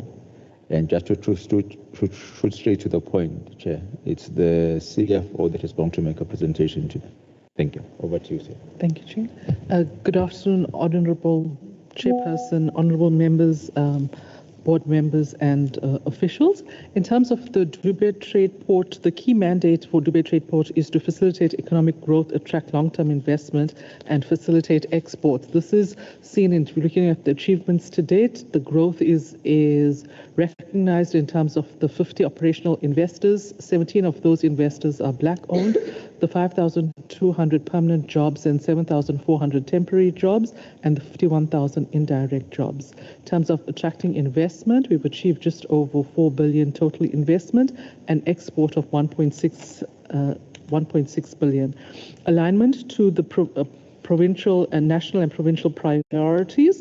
In terms of the NDP and the MTDP, the main focus is on the first goal, which is inclusive growth and job creation. This is reflected in the impact statement of Dube Trade Port, which is inclusive economic growth and job creation, which is directly aligned to the EDTEA strategy as well. And when we're reflecting alignment to the GNU priorities and the MTDP, in terms of our strategic outcomes, we monitor the air connectivity through the number of passengers and the tonnages that go through the Dube Trade Port cargo terminal. Most importantly, the increase in investment, and that's the target for the 5-year period, is to attract investment of 3 billion. We've also included a localization target. Job creation, the objective is 4,100 permanent jobs. So those are new jobs, and 1,250 temporary jobs. And then to ensure that we maintain a sustainable, well-developed and highly functional zone, we monitor the reduction in the carbon emissions. And we'll see later in the presentation when we talk about the implementation of the solar farm in AgriZone 2. We also feel that our best critics are our customers and lessees, so we also monitor the satisfaction score from them. In terms of key outcomes over the MTEF period in 25-26, we'll be looking at achieving 730 million in terms of investment. 500 million of that is private sector investment. The 230 then is in terms of DTPC's own investment in revenue generating and other infrastructure. Number of jobs for 25-26 is 1,250 new permanent jobs and 250 on the temporary jobs. We have no conditional grants and donor funding, so we don't have any of those at the moment. In terms of the budget allocation, Chair, for the 25-26 year, we have a total of 513 million. Of that 513 million, 82% is focused on operational activities, with 43% on the development, planning and infrastructure program, which is responsible for getting all the statutory approvals like your WULA, SPLUMA, all of those, monitoring the ROD obligations in terms of environment, and most importantly, developing the infrastructure and getting our precincts ready to be able to attract investment. The property program comprises 18% of the total budget allocation. The property program is responsible for maintaining the zone. So on the operations, assets and on the operations side is to ensure that the zone is fully functional. Just highlighting that the DPI budget over the next year, so the 26-27 year of the budget, it will increase from the 43% in 25-26 to 50% in 26-27 to 2 million to 269 million. When we're looking at our budget per economic classification, 30.7% is the maintenance, repairs and running costs. That's approximately 157 million, which includes things like cleaning, security, pest, waste, rates, water and electricity, etc. Machinery and equipment includes things like the purchase of forklifts for the cargo terminal, some trucks for the air road. Consultants fees at 40.5 million is things like the ECOs that are required to monitor the environmental obligations on the construction sites, environmental specialists, consultants that we use for SPLUMA, etc. In terms of DTPC's own revenue generated, so in 24-25 financial year, we are on 218 million. We started off in 21-22 at 105 million. The growth for 25-26 is approximately 26%, up to 275 million. And as we can see on this graph, the property rentals of the total revenue increases over time. So as we can see, the main source of revenue grows in terms of the property rental. 27-28 revenue generation is projected at 353 million. In terms of our capital expenditure, Chair, the budget for the buildings and other fixed structures and land over the MTEF 25-26 will get 175 million. It increases by 16% to 203 million for the 26-27 financial year, and then by a further 4.7 million for the 27-28 financial year to 213 million. All of our infrastructure projects are implemented by DTPC, so we don't have any agents. We're not acting, neither are we agents on any department or entity's behalf. So they are infrastructure projects through the contractors, which are procured through an open tender process. In terms of our planned capital expenditure, we have the Zico building at Dube City at a total budget of 239 million, which is approximately 85% complete, with about 224 million spent to date. The Earth 760, this is a smaller warehouse. It's a 5,600 square meter warehouse on Trade Zone 2. It's almost finished. It's about 95% complete, and we've spent 63 million to date. Then the others are planned for finishing in the 26-27 financial year. We have Earth 770 at a budget of 148. That's a 13,700 square meter. It's quite a large warehouse. And then we have the medium-sized factories. So this is a variety of factories with different in different sizes. A total footprint of 25,800 square meters at a cost of 358 million. In the 24-25 year, we did the first of a three-part agreement for the purchase of 510 hectares of land. That's for mixed-use development, and a lot of that already has planning rights on it, so it makes implementation a lot easier. That comes at a total cost of 355 million. Of the first payment was 138 million, which was done in the 24-25 year. Then we have the ground-mounted solars to ensure that we have access to sustainable clean energy. That is planned for implementation in the current 25-26 financial year at a cost of 78 million. Thank you, Chair. Thank you so much for the presentations. We appreciate them. Ungathi benibona ukuthi sifuna ukuyimashala kanjani le nqola, so yabanjwa ngaleyo ndlela. Thank you so much.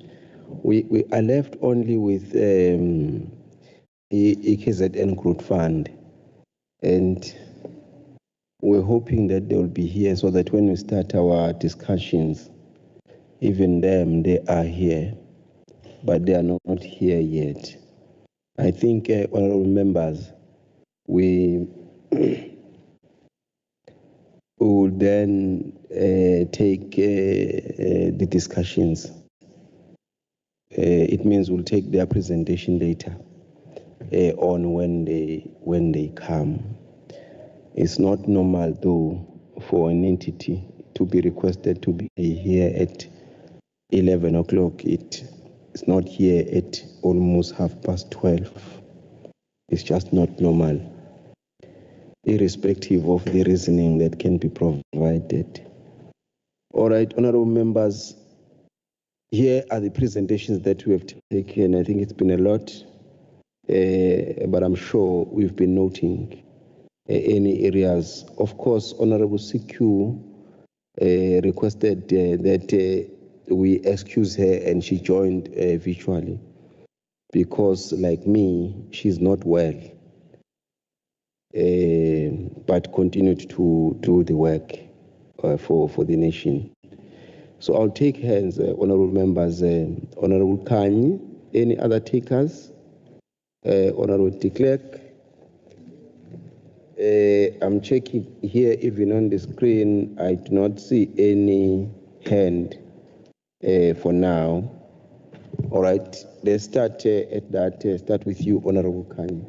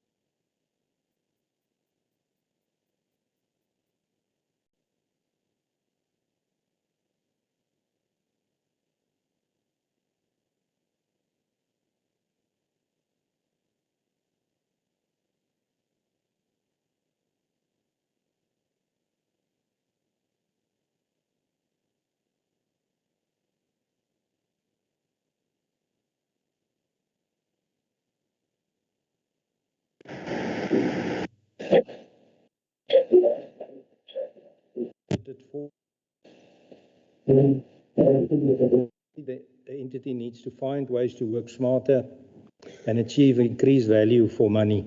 Shortfalls in the budgets need to be clearly qualified and justified and needs to be addressed in here. So that's just one of the challenges. Then let's just quickly go to the Moses Kotane Institute, and I'm putting to you what Treasury also assisted to us in their presentation and briefing. Staff cost, the entity adjusted 24-25 COE budget upwards to cater for 2 additional posts. However, the adjustment was not carried through the MTEF. The COE budget for 25-26 may have a shortfall, as funds need to prioritize from goods and services to cater for the 2 additional posts. Have you catered for it?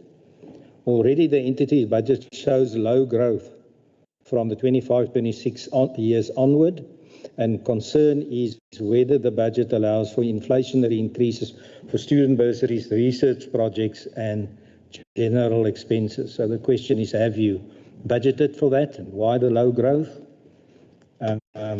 After salary and other statutory fixed costs, the entity has no discretionary funds to provide for research projects, capacity building programs, and setting up as a well-maintained cost of 9 ICT hubs and techno hubs. How are you going to deal with that?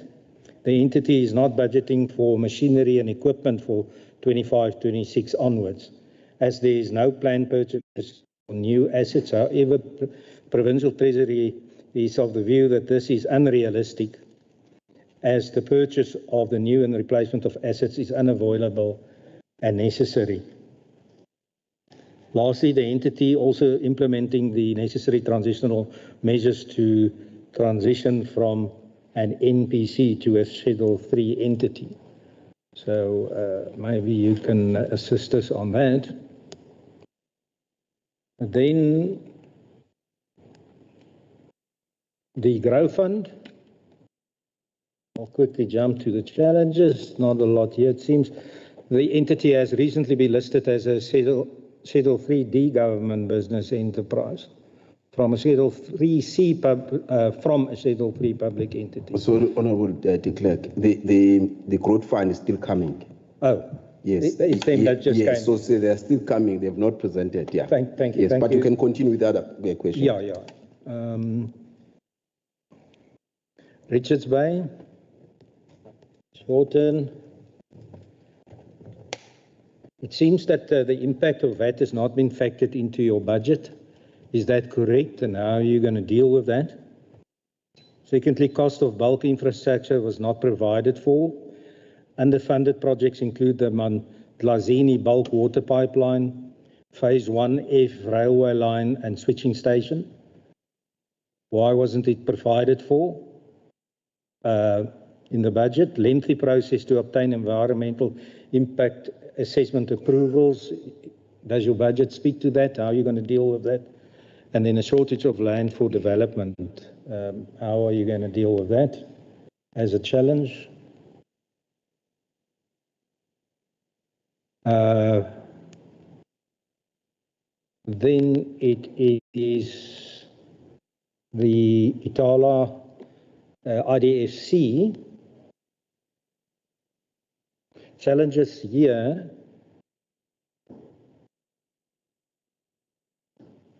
is quite a bit. IDFC identified 5 sites that were earmarked for remodeling and expansion through partnerships. No partnerships were developed. Why not? In addition, IDFC was affected by the civil unrest in 2021, which resulted in 11 properties being severely damaged and requiring rebuild. I heard you speak to that, but can you just clarify how far you are and what's the challenges there? Now, as part of the insurance settlement, the entity obtained assistance from Sasria who undertook to rebuild 4 factories, but the rebuild of Site 184 at Isetebe, 4 shopping centres at Ishawe and Sudembele, Umlazi and KwaMashu, and Unit 2 of Flamingo Industrial Park are to be managed by the IDFC. And concern is that the funds is not sufficient. Do you feel that you've budgeted sufficiently for that challenge? EDTEA SOC Limited banking license exemption notice expired in 15 December 23, as we all know. And the Prudential Authority appoints a repayment administrator to take control are held by it. The challenge is that EDTEA SOC cannot take deposits, and this causes business continue at risk undertake in the future, losing clients, potential clients, and handing over deposit book. So I just want to know if that will have any effect on you, because I do understand that it's not exactly the same entity. And then lastly, on Dubai Trade Port, seems that that's not too bad. The only issue that the Treasury had was the third quarter IYM reflected low spending on programs 1, 2, and 6. Was the entity able to accelerate spending by year end? Maybe if you can just answer that. Thank you, Chair. Yes, no, thank you so much. Any other takers, honourable members? Okay, we were checking on the platform if there's no member who want, and of course, those questions that relate to EDTEA SOC. EDTEA SOC is coming here next Thursday, so we're still going to have enough interaction with EDTEA SOC. A number of questions have been asked. If I can then allow you to respond, colleagues, you will take what is relevant to you.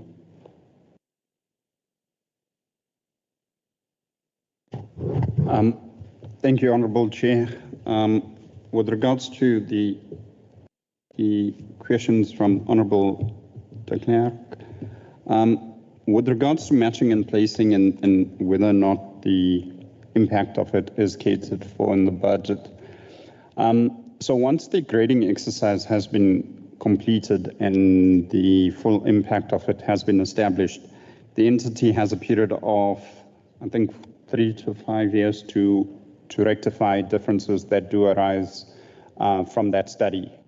That cost would be factored within our existing budget allocations as far as possible.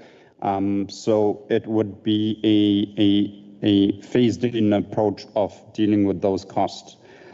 With regards to the leases, so the lease in question related to the erstwhile Gaming and Betting Board. That entity was never ever funded for accommodation costs. They had to fund it from their own reserve. So province has never ever funded them for that lease, and going forward, that would have to be accounted for.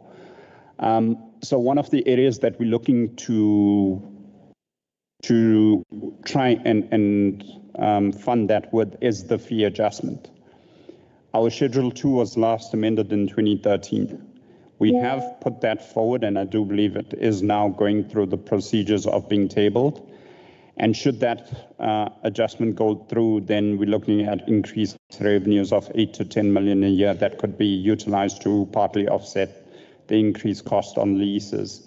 In addition to that, as part of rationalization, some of the lease costs have reduced, so it would be reprioritized to offset additional costs or the unfunded aspects of the leases at present.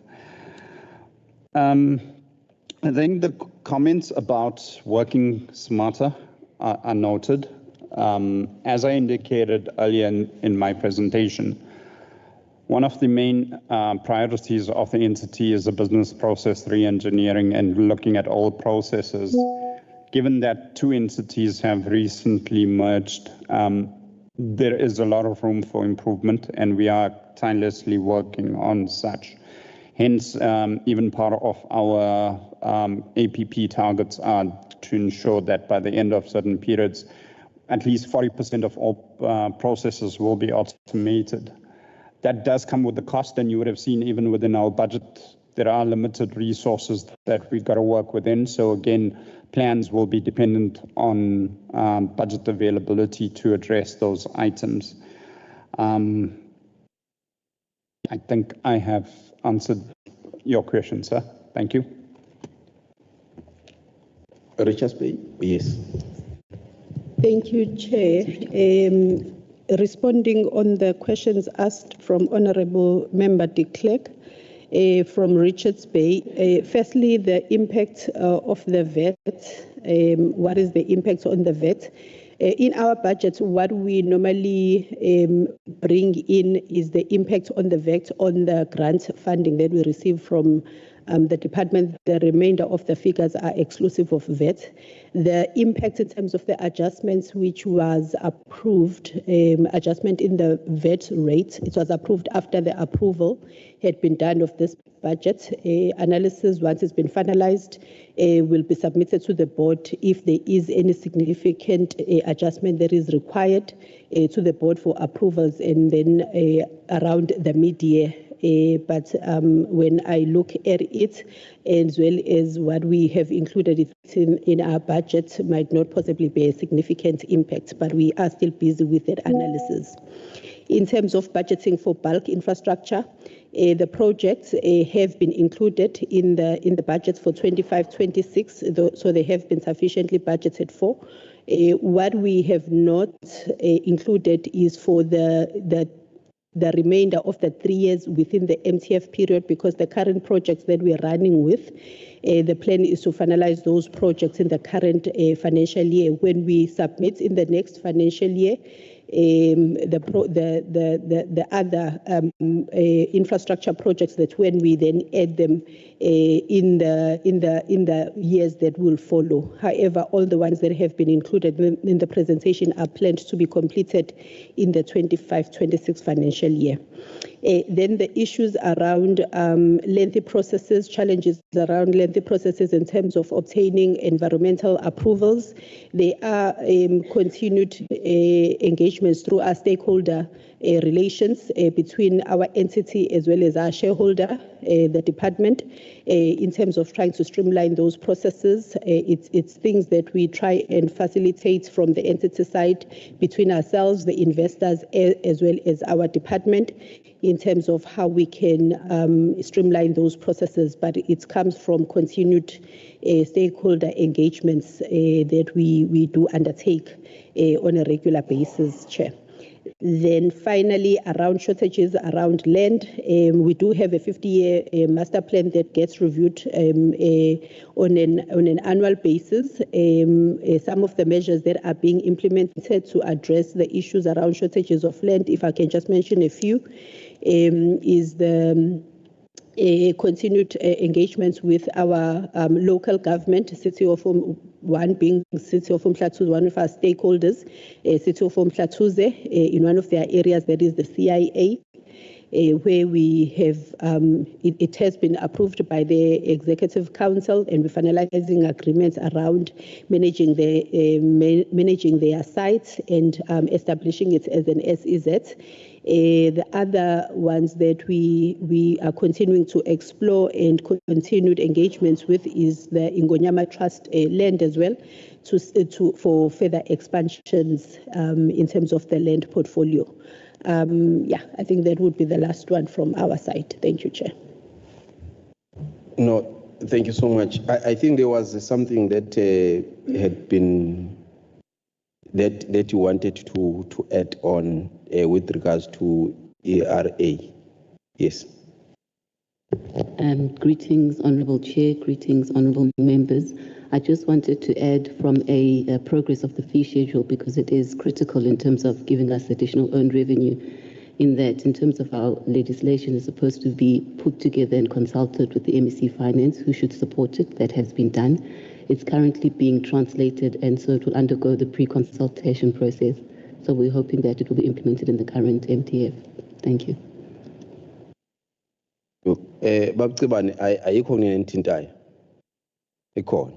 Thank you. Thank you, Honourable Chair. Thank you for the questions. Chair, MKRI requires a budget adjustment of the baseline of approximately 15 million in order for us to make a huge dent with our work in the province. Since the mandate changed in 2019 from STEM to research, our baseline has never been adjusted. So in the meantime, we prioritize the main budget of research projects. We are still understaffed, and the rationalization process is complete, except that we need the budget to fill the research and our core program posts. Chair, we have budgeted for the increase of the 2 employees that was mentioned. We do have a budget of 500,000 for infrastructure or for laptops and computers. That is just a refresh of the laptops and computers. And we are looking in the current year to generate revenue through charging departments for some of our work, which is our research work as well, to supplement our budget. But it would be appreciated if Treasury would be able to assist us with the additional budget. As it was mentioned, that our budget is fairly small, probably the smallest in the EDTEA group, but we utilize all that we have as efficiently as possible. There are also ad hoc projects that we do when we do receive additional funding. So, Chair, I think that's just to address those questions. Thank you, Chair. Thank you. Oh, you wanted, okay, yeah, we can follow with you. It's okay, yes. Oh, thank you, Chair. In terms of the responses, Honourable de Klerk, Program 1, absolutely. In Q3, we had actually done the appointment for the IDRMS, but which was at just over 15 million. So it's a records management, so it's the expenditure belongs to Program 1. But we were trying to still, in Q3, as is allowed in terms of the triple PFA, see if we could negotiate with them in terms of reducing those license fees on it. So we delayed it, but it has subsequently occurred in Q4, and the payment has already been made, so that is sorted. Cargo terminal, it's the delivery of the forklifts. So we're doing the forklifts in a phased period. Some of that expenditure happens in 24-25, and then some for 25-26, so that over that 3-year period we can replace the fleet. So that has happened for program 2. And the last one, in terms of program 6, which is the development planning and infrastructure, we always get impacted by the builders break in December, but we have accelerated, and as indicated, the of 769 is now 95% complete. We expensed 63 million on that. And with the Zico building, which is at 85% completed, we had to accelerate in January because the tenant is ready to take over the lease. So we had to accelerate in January, Feb and March in order to have the facility ready for the tenant to take over the 6 floors of that building. The lease agreement is in place with the tenant. So we had to accelerate the expenditure then in Q4. Thank you. No, thank you so much, Kabazelo and your team. Thanks, honourable members, for those questions. As you have said, with regards to EDTEA, maybe I will be limited in terms of my responses, as obviously the board, as well as the CEO of EDTEA, will be coming through, and they will be in a better position to answer where they are in terms of the challenges they are facing. That being said, IDFC is impacted obviously by what is happening at EDTEA. Maybe I'll just focus on that in terms of the risks that have materialized and what are we trying to do to cushion the impact and come out of it alive, even though we will be bruised. Insofar as some of the monies that our clients as well as our tenants were paying via SOC Limited, obviously everything that is stuck there we can't access as well as IDFC. But what we have since done is we have informed our clients to use our other bank accounts that we have in terms of repaying IDFC, so that again we're able to continue serving the province insofar as the business finance, as well as making sure that obviously in terms of the rental we are able to to continue servicing that. It is coming slowly, but obviously there is ongoing engagement to make sure that those tenants and clients pay. But also what we've done is we've engaged our bankers to open a debit order facility for us, so that again whoever had a debit order facility via EDTEA SOC can be transferred to our current bankers. That way we continue collecting money directly. And then also in terms of there are ongoing engagements obviously with the insurance, FSCA. EDTEA SOC had its own insurance license, but also IDFC has their own license. But obviously, as part of the group, there was a decision in the past that obviously it is EDTEA SOC that will be focusing on the insurance business. We are in engagement with FSCA in terms of obviously making sure that IDFC continues with its license and resuscitate that part of the business. We have monies with regards to the rental deposits. Obviously, when our tenants were paying deposits, as normal, when you enter into a lease agreement, we must withhold the deposits. That is currently with SOC. Obviously, again, we are at the mercy of the RA and those processes when it comes to that. And then when it comes to the question regarding the comments from Provincial Treasury, where they did highlight that obviously from the civil unrest, there were properties that were damaged owned by IDFC. The processes insofar as the discussion and the claims with the insurance, those were finalized. And there were projects that were undertaken by SASRA directly.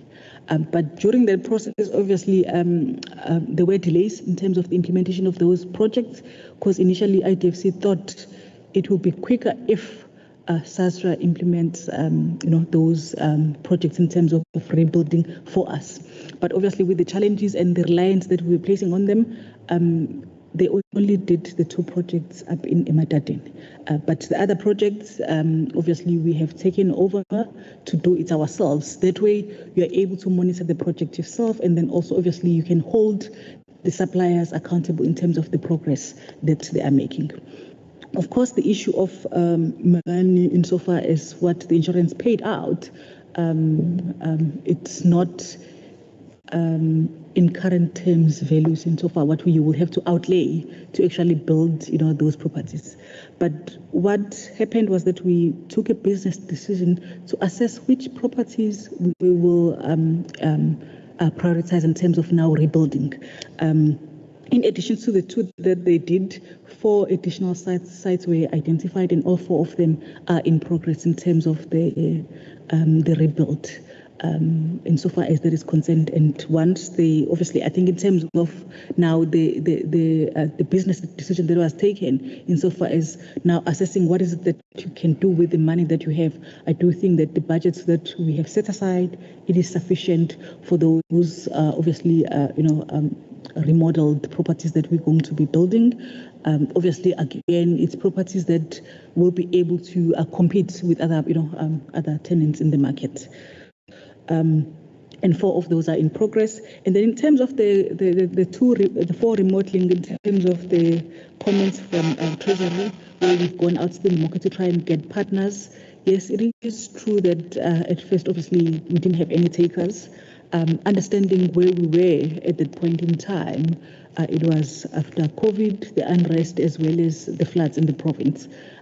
But we have gone back to the market again, and out of the 4 properties that we advertised in the market in terms of partnering with the public sector, there were 2 that were responsive, and we're finalizing the SLAs with those respective private partners, so that again they are remodeled and we are rebuilding those properties, and our tenants obviously come back, and so far as that is concerned. The other 2, again, we replicate. And there are discussions, obviously, with various partners that are in the sector, in the property sector, to make sure that, again, we get the necessary funding and we co-fund these projects, so that, again, we're able, to service those communities where these properties are located. Thanks, Chair. I would definitely allow the follow-ups if there are any, but in terms of the ITFC, you are saying in 24-25, you were processing the loans in terms of approval and disbursement within 8 days. But now, for this financial year, you are saying you are doing it in 15 days. Why? You've written here, it's not me saying that.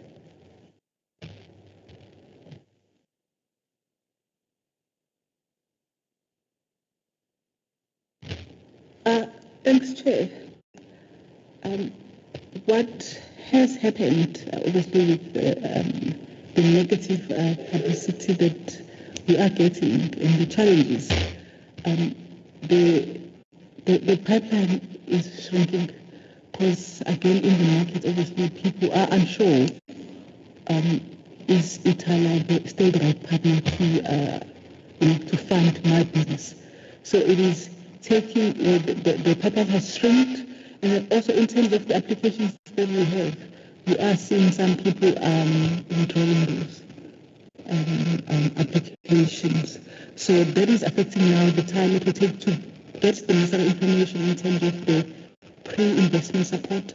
As I've said before, before we even fund, there is a pre-investment discussions and support that we give. So you're finding that the response is not as we had before insofar as the businesses are concerned, and it's becoming longer to get the necessary information to get the loans or the approval processes and eventually disbursements as well. And also we've had to factor in the collections as well. Again, that has been negatively affected. I did say that obviously we are trying other means, such as the new debit order system, to try and make sure that you balance from the time there's pre-investment to the time they approve to the time you disperse the loan. Thanks. I'll take it that that is not an answer. Okay, no, it's not answered. It's okay. Yes, Chair. Yeah. Also, just to address the problem, we are aggressively looking, as part of our key performance indicator to form strategic partnerships with other BFIs.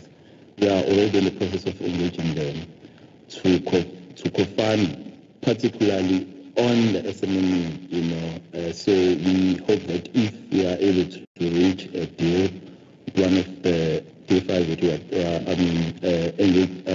discussing such initiative, we'll be able to improve on our turnaround times. Thank you, Chair. Okay. Yeah, I hope that as we proceed during the course of the year, we'll get the answer on that question. Honourable members, any follow-up that you feel you want to take? There's nothing before. No one. No, thank you so much for your interaction. We are going to be remaining with a growth fund so that they do their presentation. But of course, would allow any one of you to take leave if you feel that you would leave. And then we'll give a growth fund to just take us through their budget presentation while we excuse you. Thank you so much. Thank you. You might as well just want to come closer to us. I see you are very far. Ni vile nawekala kude kakhulu. Hayi kakhulu.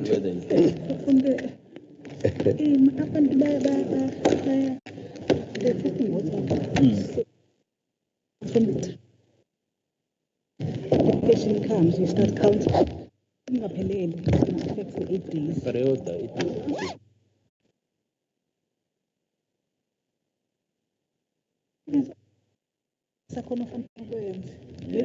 Before pre-approval.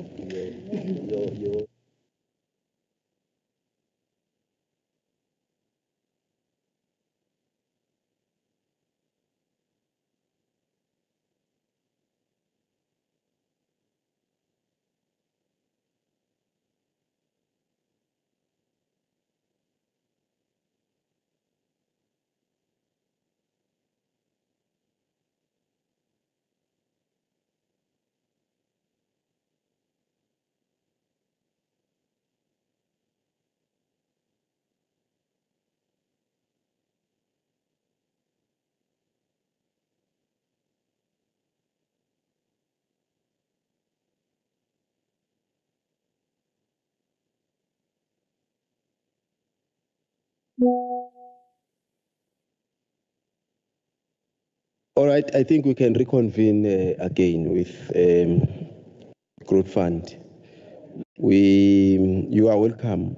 You are the only entity that is now left for our session today. We hopefully believe that we can then do the presentation quickly. Honourable members, once more, you are welcome. Honourable Professor, as well as Honourable Dex. Honourable CQ requested that she join online because she's not well, so that she get to attend her well-being in the meanwhile. So we'll then allow you to take us through. I'm not sure who will then assist us in terms of the presentation. You will guide us. Good afternoon, Chairperson, and honourable members of the committee. Let's thank the opportunity to be invited to the committee. The second thing is to apologize even before we introduce ourselves that we delayed a bit because we were at the other committee across the road and we had to complete that business before we came this side. We hope our apology, Honourable Chair, is accepted. Let me introduce myself first. My name is Simpiwe Tobela, the Chairperson of Audit and Risk Committee at the Growth Fund Agency. And with me, I've got Mr. Tami Hlongwa, who is the Chairperson of the Investment Committee, but also a member of the Audit Committee. And next to him is Mr. Mkolisi Dlamini. Mkolisi Dlamini is the finance manager, but has been the acting finance manager for a while. And he actually was responsible for the budget process as a whole. So that's why we have him here, and he's going to be the one that leads the presentation. Next to him is Lana Meyer. Lana Meyer is the CFO. She is just, I don't think she has earned her first salary yet. She has just been appointed as a CFO, which is why we asked Mr. Dlamini to do the presentation for us. And on the other end is the acting CEO, TDE Kaneng. So, Chair, we will then hand over to Mr. Dlamini to take us through. But we must confirm first that the Audit Committee has played its oversight role over the process of the budget, ensuring that all the legal and regulatory processes have been followed and internal assurances have been given before the budget was approved by the board and submitted to the accounting officer of the executive authority. And therefore, Chair, we are confident that we have followed all the necessary processes for the budget. At this stage, Chair, with your permission, I'll request Mr. Dlamini to take us through the presentation. Thank you, Chairperson. Greeting, Chair, and greeting to the committee members. I would like to take this opportunity to take you through to the budget of KZN Growth Fund Agency. If I could just go to the first line, just outline the topics that we're going to discuss in the presentation. If we can go to the second one. Thank you. On this slide, we just wanted to demonstrate the business model that we operate. KZN Growth Fund Agency is a self-sustainable entity. We generate our own revenues. So all the funds that we receive from the department EDTEA, we invest them and keep them to only invest in the capital projects, or we can invest in debt or equity transactions. So surplus funds that remain, we invest them on a short term on the bank to generate revenues from the banks. So just providing a high level breakdown of the asset under management that we sit with, which are sitting at 1.5 billion. The breakdown is made up of undrawn capital funds. These are the funds that are available to invest in projects, which are sitting at 141 million. The capital repayments, these are the funds that we've gotten back from the project that we have invested on, which are sitting at 5.29 million. And then the capital funded projects is the amount that's been dispersed to projects on loans. On the equity side, we're sitting with 138 million that hasn't been dispersed, and then 295 million has been dispersed to projects. As a result, if you sum up the cash that are available to finance the debt project, we're sitting at 733 million, and on the equity funds, we're sitting on 138 million. On the next slide, we're just providing a detail in terms of the special projects that we work with the Office of the Premier and EDTEA. The first project will be the Youth Fund. The Youth Fund project, our involvement was at DD stage contracting and disbursement. The project, the grant approval committee we had 90 million received for this fund, and then the grant approval committee had approved 70 million, which has been fully dispersed. We're currently sitting with 24.4 million as a balance, which is made up of 20 million of Youth Fund 1, Youth Fund 2, and 4 million on Youth Fund 1, which we are waiting on Office of Premier to instruct us what we're going to do with those funds. The other special project that we deal with is Operation Vula. Operation Vula, we've signed the SLA agreement with EDTEA. Here, our role is purely on the disbursement, and we're focusing, the SLA is for Tier 1, focusing on Herekwala, Ugu, eThekwini, and Umgungundlovu district, and Upongolo local municipality. Here, the funds that we're currently sitting with at this stage, at the end of the year, it's sitting at 67 million. We had transferred 36 million from window 1, and EDTEA has transferred 30 million at the end of March on this project, and the disbursement to date on tier 1 of window 2 is sitting at 1.4 million. In terms of our service level agreement, which is our APP, we just look at the target that are set out for the 2025-26 financial year, looking at our core business. The first one, the outcome is the employment opportunities generated through the funded project.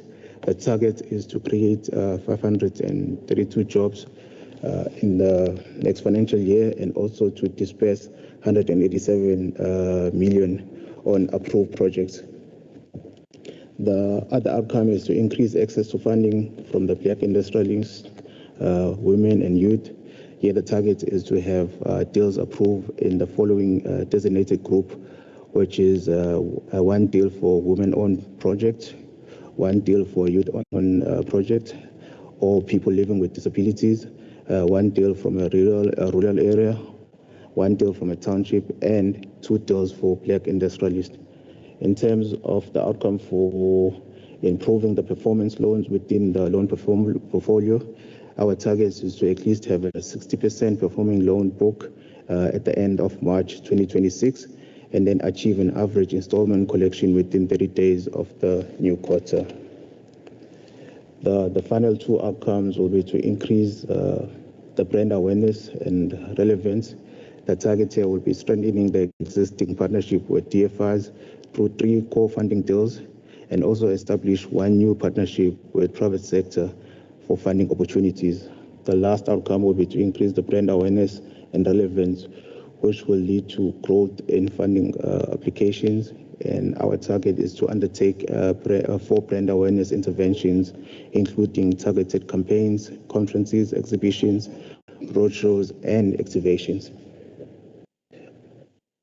Chair, the next slide I'll take you through is the summary of the operating budget.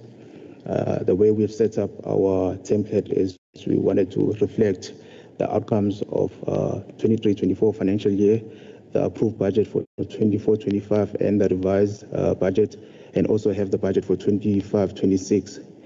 On an overall, we're targeting to have revenues of 119 million, with expenditure of 118 million, which would result in a net surplus of 1.3 million.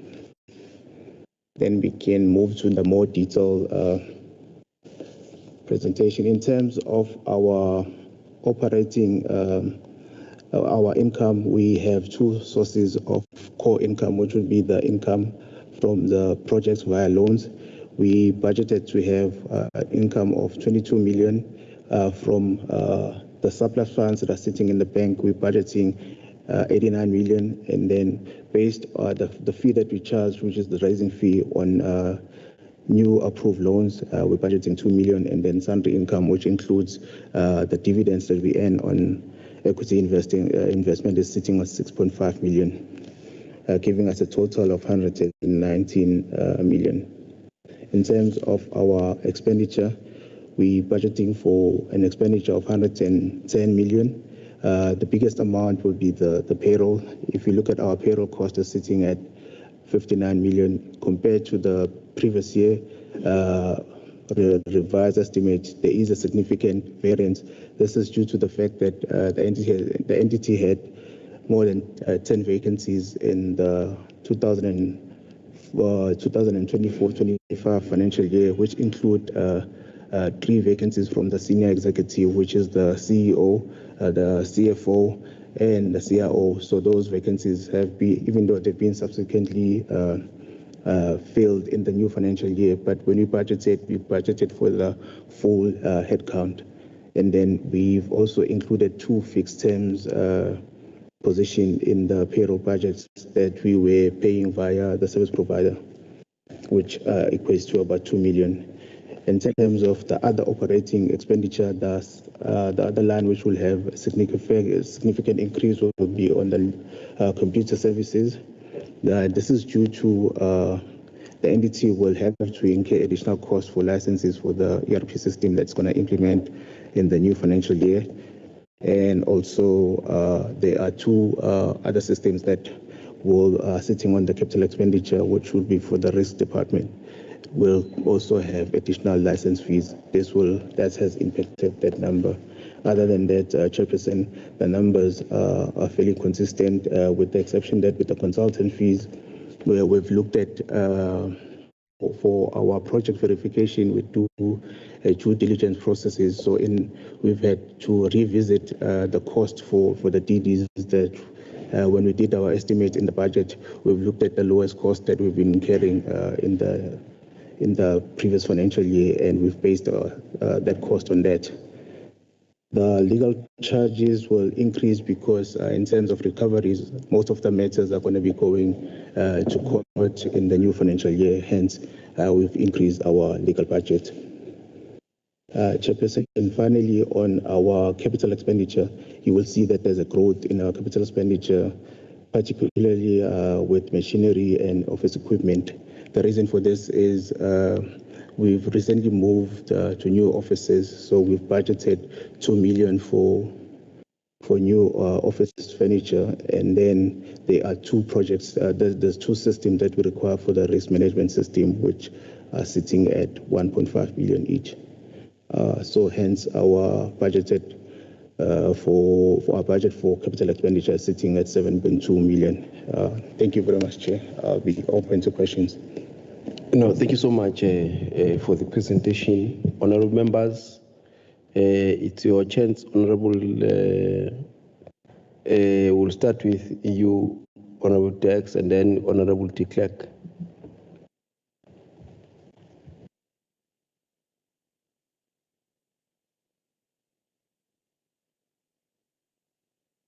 No, thank you. Thank you very much. And thank you for the presentation. I just have one question here. Maybe you mentioned it, but I didn't hear you. Your compensation of employees, because most departments do have a problem with it. I see it's 58,798,000. And I just want to know what percentage is that of your total budget? What percentage is that there? And then on the issue of, I see at least consultants and professional fees have been reduced over the previous financial years. It's down to 18 million a month now. But I'm concerned about it for a growth fund that must assist to grow the economy and ensure that we build or establish black industrialists in this province of KwaZulu-Natal. That compensation of employees, I think, is very, very high. So I just want to know what percentage of the total budget it is. Thank you. Clerk? Thanks, Chair. Mine is just according to our interaction this morning with Treasury. It seems that there's two challenges with this entity. First one is that it has now been listed as a Schedule 3D from a 3C, and we just need to know that the entity ensure that the financial implications of the transition are catered for in the budget and catered for properly. It is your budget, so I presume you will say today this budget is proper. So we do not want to hear mid-year or later on that on this issue you did not have enough money. Because I will remind you of today that you say you did have enough money because you're happy with your budget. You've budgeted for it properly. And then secondly, the VAT implications, it seems, has not been dealt with properly. It's not been determined, I presume, because the VAT wasn't clear before you finalized your budget, but how are you going to deal with it? Thank you, Chair. Thank you so much. You have not mentioned who's acting also as the CEO. I'm not sure whether Ubab Songwa, we know CEO. I'm not sure. Yes. No, Chair. Honourable Chair, no, we can't give Mr. Hlongwa. He's too busy with other things. the acting CEO, maybe I was very low in my voice. The acting CEO is Tsidi Ikaneng, right at the end of the sitting here. So Mr. Dlamini is going to chair, if you allow. Mr. Dlamini and the rest of the team will deal with these issues. But I think the issue about the percentage of the cost of employment to the rest of the budget, so Mr. Dlamini will address that. The reduction of the consultants, maybe it's something that I need to preface before Mr. Dlamini deals with that. First of all, I think our take as audit committee and the board in general was that the case of consultants needs to be relooked into, because we felt that the expenditure probably is not necessarily justified, because some of the things that happen, which we have picked up, is that some of the beneficiaries that we work with, they have got their due diligence that's done by other state entities, and we tend to replicate some of the work that has been done elsewhere, and it doesn't justify that cost. The second is that we are engaged in a debate of asking whether this approach of using consultants, for example, for due diligence, is it something that needs to sit outside the organization, or it must be inside the organization? Noting the cost and probably the turnaround times and the experience that we've had. It's a debate that we're engaging. So it is rather a calculated and considered reduction that we think we're going to manage going forward. And I think I will ask Mr. Hlongwa, I'm not sure if there is a matter that we want to also just quickly address before Mkolisi deals with the detail.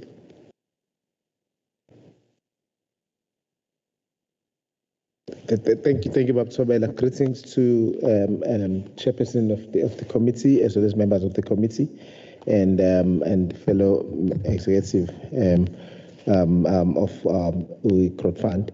Chair, we thank you again for the opportunity, and members of the committee to allow us to present the budget. Chair, I must before Ubabu Dlamini highlights the issue of the percentage of compensation of employees vis-a-vis the total budget. I must emphasize, Chair, that Growth Fund is more like a peculiar entity, because we strongly rely on the services rendered by our employees for us to execute our mandate, in particular with regard to the services that we do, because we are not a service delivery entity per se directly. However, we are an entity that facilitates in terms of black industrialization, as well as job creation and the likes. So our percentage of compensation of employees will be out of kilter from the norm, purely because we are relying on our employees to render the services. However, we are also a very small organization, because we only have about 45 overall employees in the organogram, Chair, who then renders the services as it were. So any vacancies that arrive as a percentage, therefore, becomes quite alarming. If you have 10 vacancies, that means you already have 20% vacancies in 20 to 25% vacancies in the organogram, purely because we are a very lean and mean entity per se. But thank you very much, Chair. I will allow Mr. Dlamini to expand further. My members of the committee. Thank you, Mr. Hlongwa. The first question, in terms of the percentage of the payroll on the overall operating expenditure, the percentage is sitting at 53% of the 53% of the overall expenditure. And then in terms of the second question, in terms of transition, the transition started in the 24-25 financial year, so we've incurred cost, and the budget also further caters for potential additional costs that will impact the transition. But I think the critical elements have been factored in during the 24-25 financial year, so that has been catered in. In terms of the third question, the VAT implications, from a timing point of view, when the budget was prepared, we were not aware of the impact of the VAT. So this is the part that wasn't included in the budget. But then looking at the nature of our operation, because we are self-sufficient entity, we generate our own revenues. So when we refocus, we're going to have to factor this in our top line when we look at our revenues in terms of how we're going to bridge that gap that might arise from the VAT implications. Thank you very much, Chair. Okay. Thank you so much. So in a way, you are saying that you are doing better than all of the entities and the departments that we've seen honorable tax. They're at 53%, as opposed to 82 or more in terms of their compensation of employees. Honorable members, if there are any further questions or any further interactions, I'm going to be guided by yourself. Otherwise, I do not have any here on my side, and even on the platform, there is nothing. So thank you so much. You still want to have a bite? Okay, we can give you. No, Chair. Thanks, Chair, for indulgence, and I don't take this lightly. This is an August House, and therefore it's highly respected. Chair, we just wanted to just share a little bit of important thing to the committee. This board is an interim board that started last year around June, right? Yeah, and our intention was just to stabilize the entity, both from a governance point of view and administration leadership. And we are at that point, and our term is ending, and we think we will look back and say things that we had set ourselves to perform and achieve. We largely are saying we have done that, and we also just must commend the employees that were acting, mostly because it was acting people in the main that were there. Though we have now dealt with that matter, it's only the CEO that is acting. Everybody else has been appointed. Their appointments now that are permanent in these positions. And we think, Chair, probably the performance of the entity should see better returns going forward with the stability that has been created. Thank you, Chair. Okay, no, thank you so much for that. We appreciate it. And I think we have then come to the end of our interaction for today. Of course, we are still going to have further interactions during the course of the year, where we'll now be working to see how the budget is being expended in various areas where you have indicated. And as Honorable de Klerk always say, that when we now come, it's not our budget, this is your budget. When you say you are overspending, why are you overspending your budget? Why you are not spending your budget if you are underspending your budget? So we are going to be playing that role along the way. We are just starting. This is our first year, so it is going to be a long haul. The next 5 years is going to be a long haul. We hope to see you in the new board. As you are saying, you are an interim board. We hope to see you and then working together to.